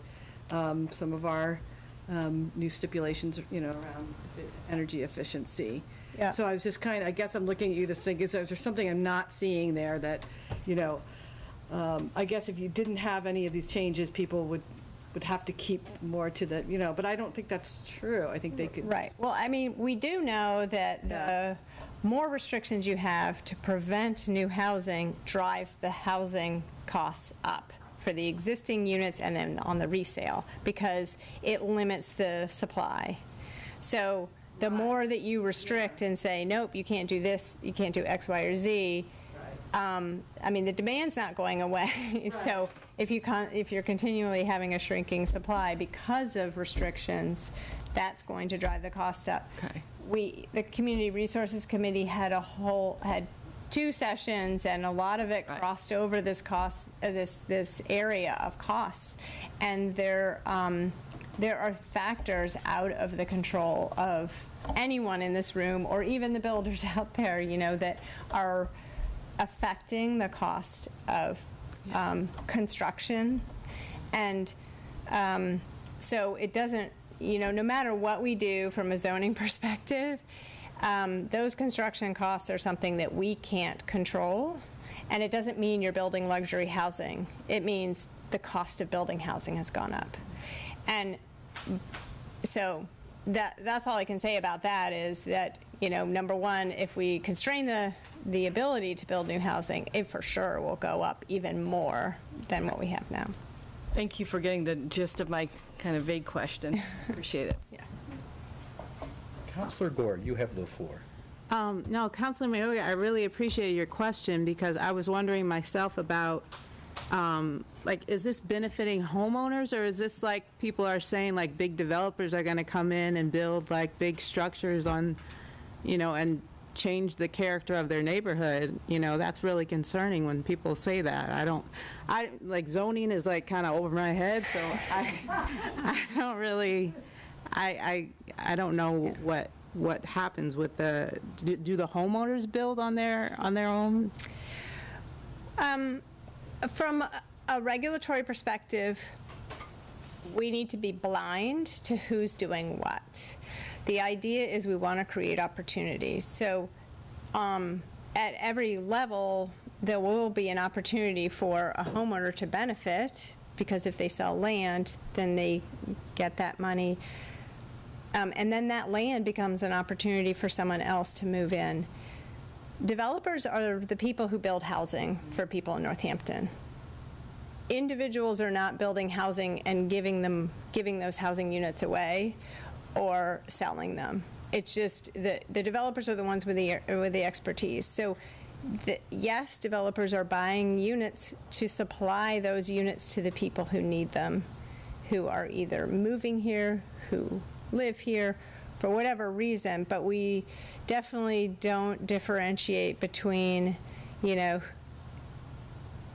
you live here, you get to do this. If you don't live here, then you can't participate. I mean, so it's going to be across the board, about in terms of who's participating in the market and at what level. And across the board meaning, yes, it's going to be existing property owners, and also it's going to be new property owners who have the opportunity to have a home that they might not have otherwise had. And you said that this particular ordinance is reverting back to something that was previously allowed? With a slight tweak. So accessory dwelling units, by definition, were always allowed as part of a single-family home. However, the accessory dwelling units were also restricted in size to 900 square feet, and an owner needed to live in one of the units. When you all adopted the two-family by right across the city, you lifted that, understanding that, you know, that restricts people on where they can live, what kind of opportunities they have. So we no longer have a distinctly defined accessory dwelling unit provision. That's just been sort of absorbed into the general definition of two-family. So in that respect, you know, it used to be allowed as part of a single family in an ADU, and when we got rid of that, it was no longer allowed, so this sort of adds it back in. Okay, thank you. Councilor Foster. Yeah, Carolyn, I appreciate all of the information and everything you shared. And Councilor Mary, I actually wanted to respond to something you said. I've got a few thoughts to share in the question, but the question sort of about how this creates opportunity or at different levels, and it does sound to me like there's a disconnect between people's understanding of what this may do and what the reality may be. So I thought I would share that I bought my first house. It was in East Hampton because I was priced out of Northampton when I was 27, and I was at the very, very early stages of my career. But I was able to do it because I bought a two-family house. And it was one, I think back, and it was a little bit of a, you know, it was just a big white box. And probably if you like held my toes out the windowsill and my next door neighbor put their toes out the windowsill, I bet we could have held hands. So it was off to one side, and then we had a much larger side yard on the other, and my neighbor's house was over to the side. I loved that house. And you tried the toe thing, didn't you? I want to go back. I know the people that bought it. I'm going to show up on their doorstep and do it. But it was the second story, though, so that was a little scary. But that house, though, it gave me opportunity as a young person looking to home ownership very early in my career. I didn't have any resources saved up, but it was affordable to me, and I lived there for about 10 years. And actually, when my family was looking to move back to Northampton, for affordability reasons, we were hoping to find a two-family house, and we couldn't. You know, the market at that point that we moved back was so constrained that all we could find in our price range were single-family houses. But, you know, of course, the monthly expenses, it was, you know, a kind of a budgetary disaster. So it really does create opportunity and a different price point and potential workforce housing, as well as that opportunity for rentals that are also meeting the needs of people who, you know, for a whole host of reasons, home ownership isn't in the current cards. So, you know, that's just something I just wanted to kind of say my support for the two-family by right and the treating two families like single-family houses. I think that that's an incredibly important way to diversify income levels of housing in the city.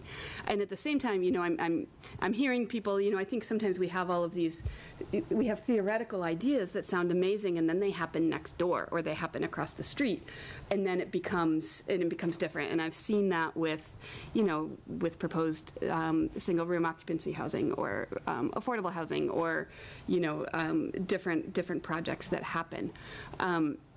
And so, you know, that is, and there's nothing more personal than what happens in our neighborhoods. So that is something that, you know, I think we as a city, you know, I hear you that you're listening, and I know all councilors are. And, you know, in Ward 2, we've had 3 fairly significant projects in the last couple of years, and we have been able to have meetings with the developers and the immediate neighborhood, and it's sort of because of kind of the willingness of, I think, the various developers, my relationships with neighbors, and kind of the you know, the actual parameters of what was being proposed, and they have been fruitful. You know, they've been you know, the affordable housing that will hopefully be coming to Laurel Street soon, you know, it resulted in some design changes. But I think one of the things that helped was we knew what was on the table and what was off the table for discussion. So what was off the table was the number of units. Like, that wasn't something that neighbors had any discussion about. But what ended up on the table was the orientation of the front of the units, and the plans did change based on neighborhood feedback. So I guess a question I had for you, Carolyn is in the Sustainable Northampton Plan, and this is like, you know, potential regulatory actions. There's a bunch of different ideas, but one of them was to create incentives in the site plan approval process for negotiations between neighbors and developers for projects in residential neighborhoods, especially for projects that only affect the immediate neighborhood. And, you know, that sort of happened in my ward informally, and I'm sure other councilors have been doing that, you know, in your wards, or as opportunities come up, and maybe Ward 2's just had an explosion. But I'm wondering if you have any thoughts on that, Carolyn, or anything that, you know, you could see potentially in the regulatory process, or how there may be any way to incorporate that into site plan approval? Yeah, I mean, you provide some good examples. There are definitely instances where when we encourage applicants to go and meet with the ward councilors and neighbors, that works out, and some people are happy about the outcomes, other people are not. And I would say there's never unanimity in terms of when a project finally comes forward for approval.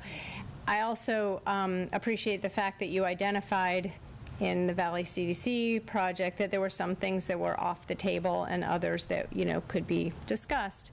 And I think that's important because the zoning regulations that City Council adopts are sort of set the guardrails for what should be allowed, and so that everyone understands what that consistency is across the board. So residents and applicants know going in what the rules are. And so those are the kinds of things that have already been pre-established, and those are the things that sort of are off the table. But there's lots of other areas of where conversation could lead to a project that might be more satisfactory to more of the residents in a neighborhood. So I think the process could be more formalized than beyond where it is now, where we're just strongly encouraging applicants to speak to the neighborhood. You know, I think it would the difficulty is that each situation is different, and so you wouldn't want to have such rigid regulatory requirements that wouldn't allow that flexibility. So it might be more of, you know, that said, incentive in particular as a potential way. So maybe if an applicant agrees to have, you know, 1 or 2 meetings before a public hearing with the neighborhood, then maybe there's some relief on timing of a project or fees or something. You know, haven't really thought about the details, but it would establish a more formal means of pursuing that path instead of it just sort of being happenstance the way it is now. Yeah, I'd be really interested to see kind of what we may be able to formalize or incorporate. And yeah.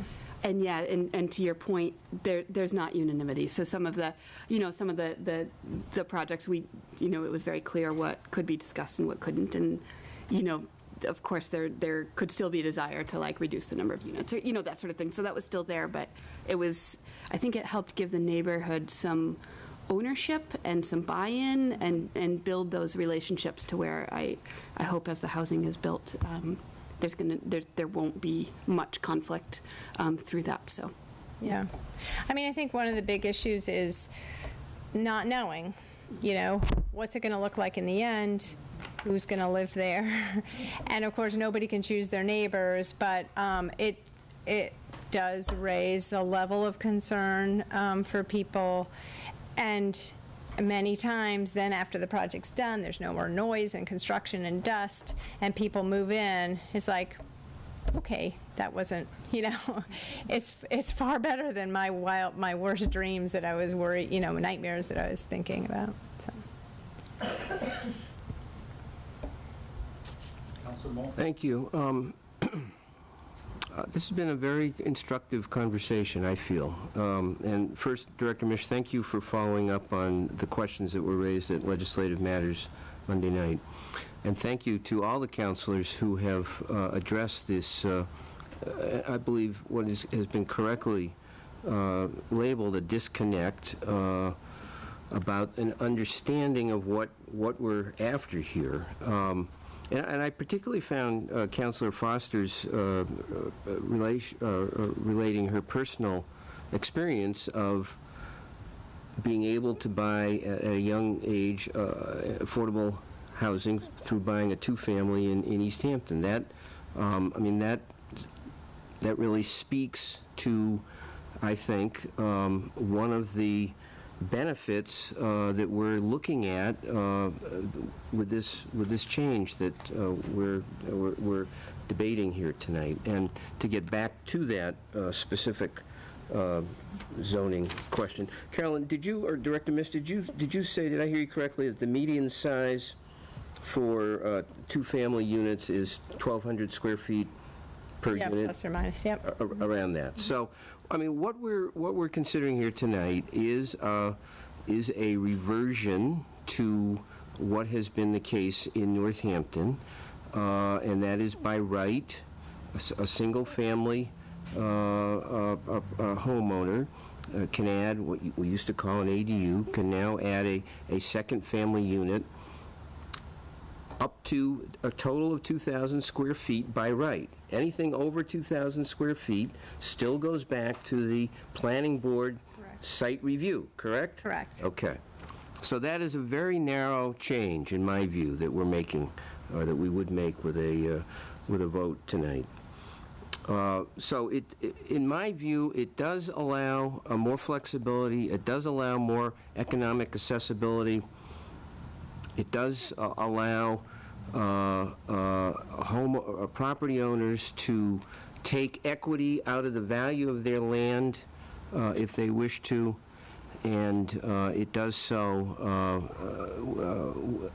under a single roof structure. To me, that meets the many of the energy goals that we find in the Sustainable Northampton Plan. So I don't see this as opening a Pandora's box.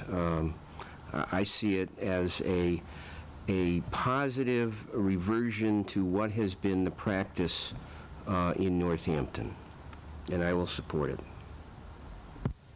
Councilor Jarrett. Thank you. I also wanted to relate my story of, I live in a two-family house presently, and my ability to buy here was because we bought a two-family along with friends, which actually is even more affordable because you don't have to, if you're the landlord, you have to be able to cover for the bank to give you a loan. But if you go in all together, then you just have to cover your portion. And I think I want to make the point of, that zoning only influences so much, and we're in a very different market than we were even when in 2013, for example, when a lot of these changes were made. And really now, I think, nothing that gets built on the open market is going to be affordable in the sense, certainly in the legal sense, the 80% area median income or less, but even now for people who are in the 80 to 120, kind of the average median income. And we need a subsidy not only for the 80% or less, but for the middle as well. And I know that Director Mish has been thinking about how to do that. And and we also need enough supply to allow the demand for older housing to fall and reduce, because it's the older housing that's going to be more affordable. I mean, it still is, but it's been pushed up so much by the demand that it's very hard for people to buy the older housing too. So those are some things that we can't control in zoning, and we do need subsidy for those things. But we also need housing at all income levels to reduce to create supply. And then I just had a point about, I think that distinct parcels are easier because you don't have to create a condo association, and you can have separate ownership more easily, which is something that, so we may see more units because of that ease, when otherwise they wouldn't create they wouldn't build another, because they would have to create a condo association. Right. And then people who have single-family lots that were created under reduced lot line will now be able to add a unit on their home. So that's another way in which we may get more because of it. And then finally, Carolyn did send us counselors a map of all of the projects that used reduced lot line, and I'd be happy to send that to any constituents or anyone else, so that they can see what has been built. Thanks.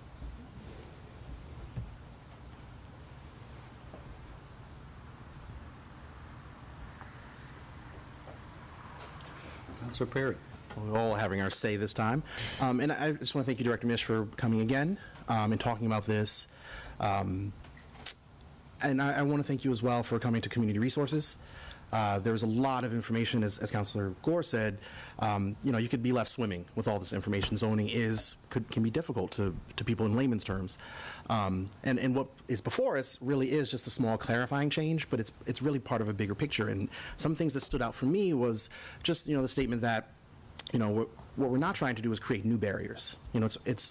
This is an issue that's not just affecting Northampton, it's affecting, the entire country, and what we need is less barriers. And I'm very heartened to see that the city is trying to think creatively and is willing to use any tool that they have at their disposal to, make it possible to do this. And what you're saying is not that, this change will incentivize, but it just gives the option that people will be able to do that. And I think that's very important. And I just want to end with saying that if anyone wants to kind of study up some more, please go back and look at some of the community resources meetings that we had discussing housing as well. You can find that through Northampton Open Media's website and whatnot. So thank you. Thank you, Council. Okay. This item is, we don't have a motion yet, do we? I'd move to approve. Second. Motion made by Councilor Elkins, seconded by Councilor Perry for item 23.247. Any other discussion on this? Well, I just want to add that this, we kind of got a little off topic. Yes. Sorry. But no, this was a good discussion, and we started getting down into the weeds of, this particular tweak here and why it's part of a bigger package of things that we've been working on. And I appreciate the discussions that we've been having in all of our committees relative to this. And I encourage us to keep having those discussions, and that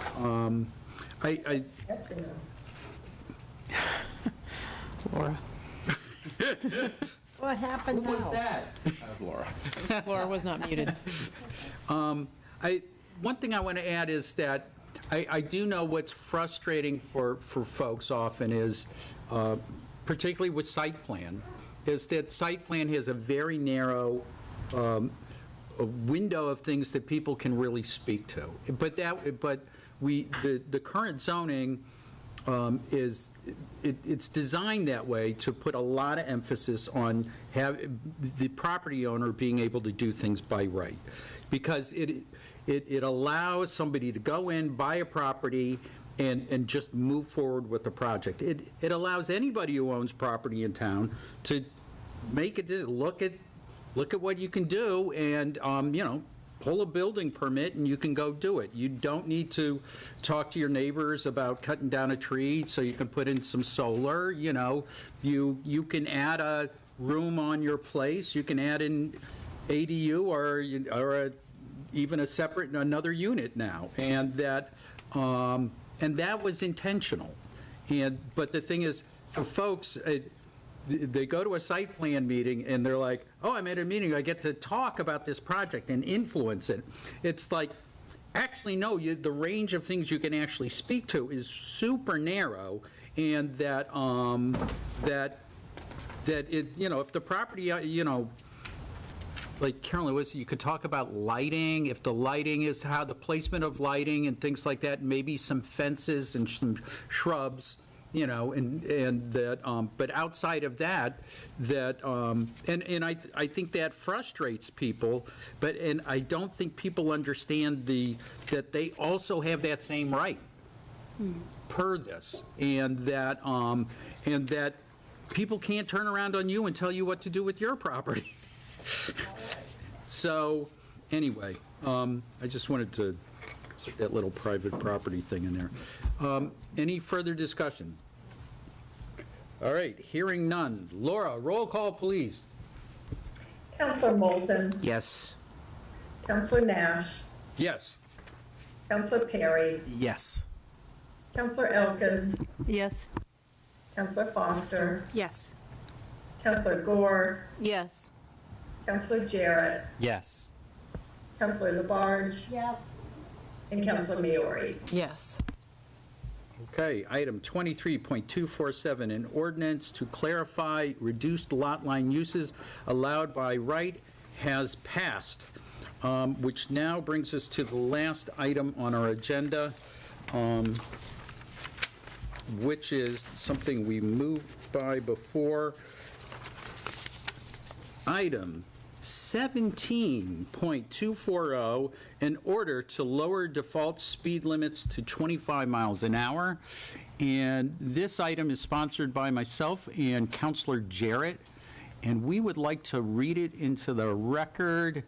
And, I got to pull mine up.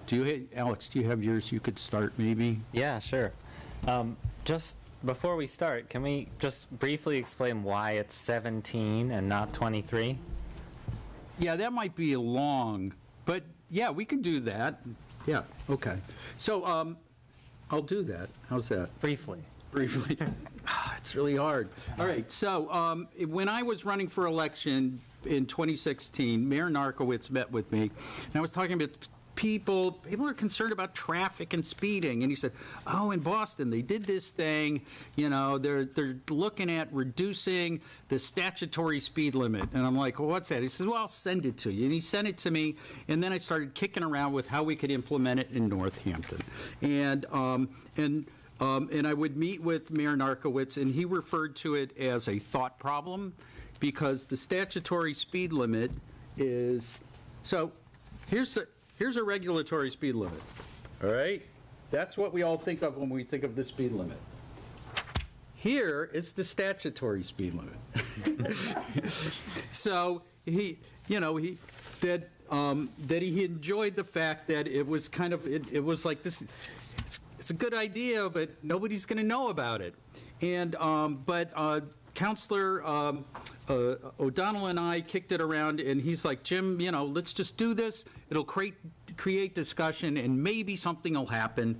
We'll just see what happens. So we introduced it back in 2017. I think it was December 2017. And then it was referred to both Legislative Matters and the TPC. Legislative Matters eventually moved on it, and they sent it back to council with a neutral recommendation, but the TPC never sent it back. And I was the chair of the TPC, and what's funny about it is at the time, I knew that it was, my time as chair was counting down, because that we had changed the way that the director of DPW was now going to chair that meeting. And so one of our last meetings, I put it on the floor. I was just like, I was so frustrated. Let's send this back to council with a neutral with a negative recommendation. We just haven't been able. It had been in the TPC for over a year. We haven't figured anything out. And Director Liskelius goes, "No, I don't think that's a good idea. Let's not do this. Let's table this, and then maybe we'll discuss it again." Well, the next meeting got snowed out, and I wasn't chair anymore. And so, but it's been kicking around at the TPC for a number of years, and I've met with Director Liscali a number of times, that we've talked to Joe Comerford, we've talked to MassDOT. I've spoken with Lindsay about it. Lindsay had a bunch of us show up a few years ago at some meeting at the State House relative to speed limits, and we all spoke. And that Joe Comerford put forward an idea of well, maybe what we can do is we can get cities and towns so they could raise or lower speed limits by 5 miles an hour. And Joe actually submitted that, and it went into the big pile of proposals at the State House. So, but anyway, it was the idea, the whole idea is to make this, make it more likely that this would end up more like this, that it's one thing to change the statutory speed limit, but how to have that meaningfully be reflected. This isn't short, is it? It be reflected in other ways so that we can actually lower speed limits across the city. And that Councilor Jarrett and I have been picking up on this conversation, and the result is what we're going to read into the record tonight, and you'll see some of the things that we've learned reflected here. Okay. Yeah, and you'll see in the order why we've brought it back. So I can start. An order to lower the default speed limit to 25 miles per hour in certain districts. Ordered that, whereas, quote, the vision for the Walk Bike Northampton plan is to make Northampton one of the top leaders in walk and bike-friendly streets of any small city in New England. Pedestrians and bicyclists will be integrated into the city's projects, policies, and programs. Planning, design, and implementation of roadway, public works, and transit projects will accommodate pedestrians and bicycles of all abilities. The non-motorized transportation system in the city will encourage mode shift and improve safety, the environment, health, and quality of life for residents, visitors, and businesses. A bicycle and pedestrian-friendly Northampton will be a more green, affordable, and sustainable city with improved mobility and economic vitality. And whereas the relationship between travel speed and lethality for pedestrians hit by vehicles is incontrovertible. As data from MassDOT Safe Speeds Initiative indicates, pedestrian safety increases as vehicle speed decreases. 73% of pedestrians will die when struck by a vehicle traveling at 40 miles per hour. 40% will die when the vehicle is traveling at 30 miles an hour, and only 13% when the vehicle is traveling 25 miles per hour. 20. Or 20, I can't get it out of my head. 20 miles per hour. Lower travel speeds increase safety. And whereas reduced travel speeds provide additional benefits, including reduced noise, greater neighborhood cohesiveness, increased physical activity, and more equitable access to transportation because people feel safer walking and biking. Increased retail activity and decreased costs from crashes. And whereas, even on roads where no speed limit sign is posted, Massachusetts general law still provides for a statutory speed limit, which is 30 miles per hour in thickly settled residential and business districts. And whereas municipalities may opt into Mass General Law, Chapter 90, Section 17C, to reduce the statutory speed limit from 30 miles per hour to 25 miles per hour on any or all city roadways within a thickly settled residential or business district where a speed regulation has not already been posted. And whereas Mass General Law, Chapter 90, Subsection 1, defines a thickly settled or business district as the territory contiguous to any way which is built up with structures devoted to business, or the territory contiguous to any way where dwelling houses are situated as at such distances as will be average less than 200 feet between them for a distance of a quarter mile or more, or over. And Whereas opting into these provisions will not affect the speed limit on any road where a speed regulation has been posted, unless a municipality chooses to lift a regulatory speed limit and revert to the statutory speed limit.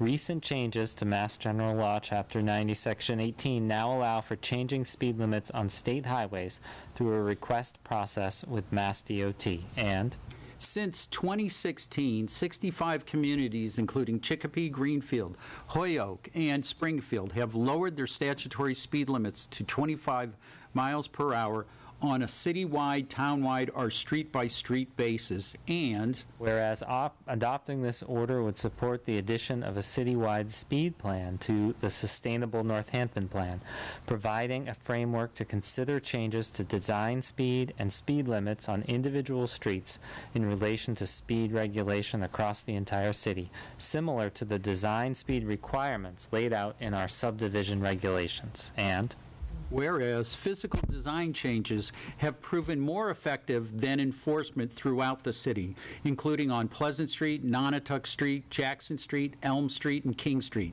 Changing roadway design with inexpensive methods such as paint and poles, or with more permanent changes such as roadway narrowing and raised crosswalks, provides a long-term benefit for a one-time cost rather than the ongoing cost of enforcement. And whereas since introduction in 2017 by Councilors O'Donnell and Nash and referred to the Transportation and Parking Commission, both the Commonwealth, safe speeds, and federal government, appropriate speed limits, have changed course, now recommending communities establish lower targeted speed limits for roadway design, thus changing acceptance of Mass General Law, Chapter 90, Section 17C, from an effort to encourage safer driving into practical roadway policy. Now, therefore, it be ordered that the City Council accepts the provision of Mass General Law, Chapter 90, subsection 17C, for all thickly settled residential and business district roadways effective July 1st, 2023. I already talked. You can. Okay. So, thank you for allowing us to read that. I felt like there was a lot in there that is already explained why we're putting this forward. But I see this as one piece of a broad, long-term plan to reduce speeds and increase safety throughout the city. I think messaging about this change will be important, but just changing a speed limit will actually have limited effect on driver speed. But the speed limit will help inform the design of roadways as we redo them. The physical roadway design changes, as we just talked about, have this long-term benefit. But I do want to note that, one of the concerns is, and given our limited budgets for traffic enforcement and for traffic calming, and one of the concerns is, well, will we see a lot of, everyone will be asking now for more enforcement, more traffic calming on their street. We're going to continue to focus on the highest impact areas, because that's where it makes the most sense to do both those things. So we shouldn't expect this change to result in immediate effects on many residential streets. But this is an important part of informing our priorities and guiding future work. So that's why we're moving this forward now. And what you are seeing tonight is the original legislation that was put forward by me and Councilor O'Donnell, which now I'm doing in partnership with Councilor Jarrett, and that and so there we've added these amendments, and that we'd like to re-refer this to both legislative matters and the TPC, that these amendments go forward to the TPC for them to discuss, and their incorporation and how this new information, I suspect, will have an impact on their recommendation back to council. I'm for it. Well, we're not there yet. So this is, Actually, we could just do it, we could, Counselor Moulton. I agree with you, Councilor Labarge. I'm for it, too. Makes sense. But I have a question about the process. I believe I saw on the agenda that it came back from Legislative Matters with a neutral recommendation. Is that correct? That's correct. I think And that was so, 2019. because it has been heavily amended now, it can go back to Legislative Matters for reconsideration. That is my understanding. Okay. And it never came back from TPC. So this amended version will now go back to replace the original for further discussion by TPC. That is the intention, yes. Okay. So then I would move that we refer this to both bodies. Second. Somebody, so I know you made the motion, and then... It was a tie. The referee. Oh, it was a tie? All right. You know what? You're a sponsor, all right? So Counselor Jarrett gets this. And, okay, motion's on the floor. Counselor Foster. I have discussion on the motion. Okay. Okay.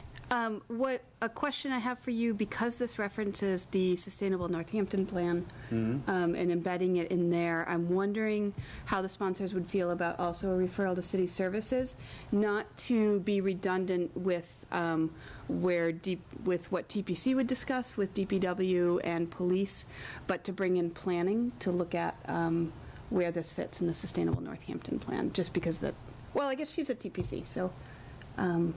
So never mind. I just talked myself in a big cul-de-sac out, and You got there. We're all tired. We knew you were driving. Going 25 miles per hour. I drove 25 miles an hour to get there at a safe speed. Yeah, it was safe. And my discussion is now gone. I just wanted to make sure planning was part of the discussion. Right. Yeah. But she's not at TPC. She is. Well, planning is part of, is at TPC. Yes. She's one of the regulars. I'm sorry, I was thinking of city services. Anyway. Yeah. Well, city services, we invite people, but yeah. Any other questions, concerns, discussion about the motion? Follow that, counselors.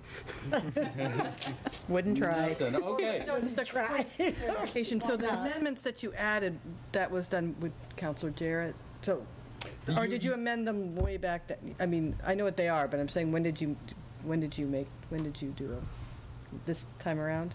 Yes, in the red line version, that's all of the stuff we had. That's The recent. original version was, like a page. All right. Or, I just was curious. Okay, thank you. That's a lot. So, Looking hard. any further discussion on referral to legislative matters and TPC? Hearing none. Laura, roll call, please. Roll call vote isn't technically required unless you want to. Okay, great. So, all in favor of referral to legislative matters and TPC, say aye. Aye. Any noes? Any abstentions?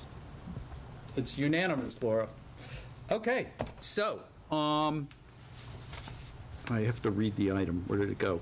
Item 17.240, order to lower default speed limits has been referred to the TPC and to legislative matters. That is the last thing on our agenda. It's really nice to have everybody here. This is really cool. This is really great. We'll see if it happens again, but anyway, it was nice to have everybody here tonight. Yeah, for sure. Nonetheless, move to adjourn. Second. Move to adjourn. Oh, so You're going 50 miles an hour. I did. motion, I beat you. I'm going to give this, all right, motion made by Counselor Elkins, seconded by Counselor Labarge, and Laura, roll call, please. Not necessary. No, yay. Oh, yeah. All in favor, say. Aye. Any noes? Any? No discussion On adjourning? no discussion on adjournment. But we can do just a voice vote? According to our rules. Okay, all right. I don't know, maybe we're not actually adjourned. Maybe we never will be again. I don't know. Everybody goes here. Okay, good night, everybody. Good night. I'm going to say here. It sounds more fun than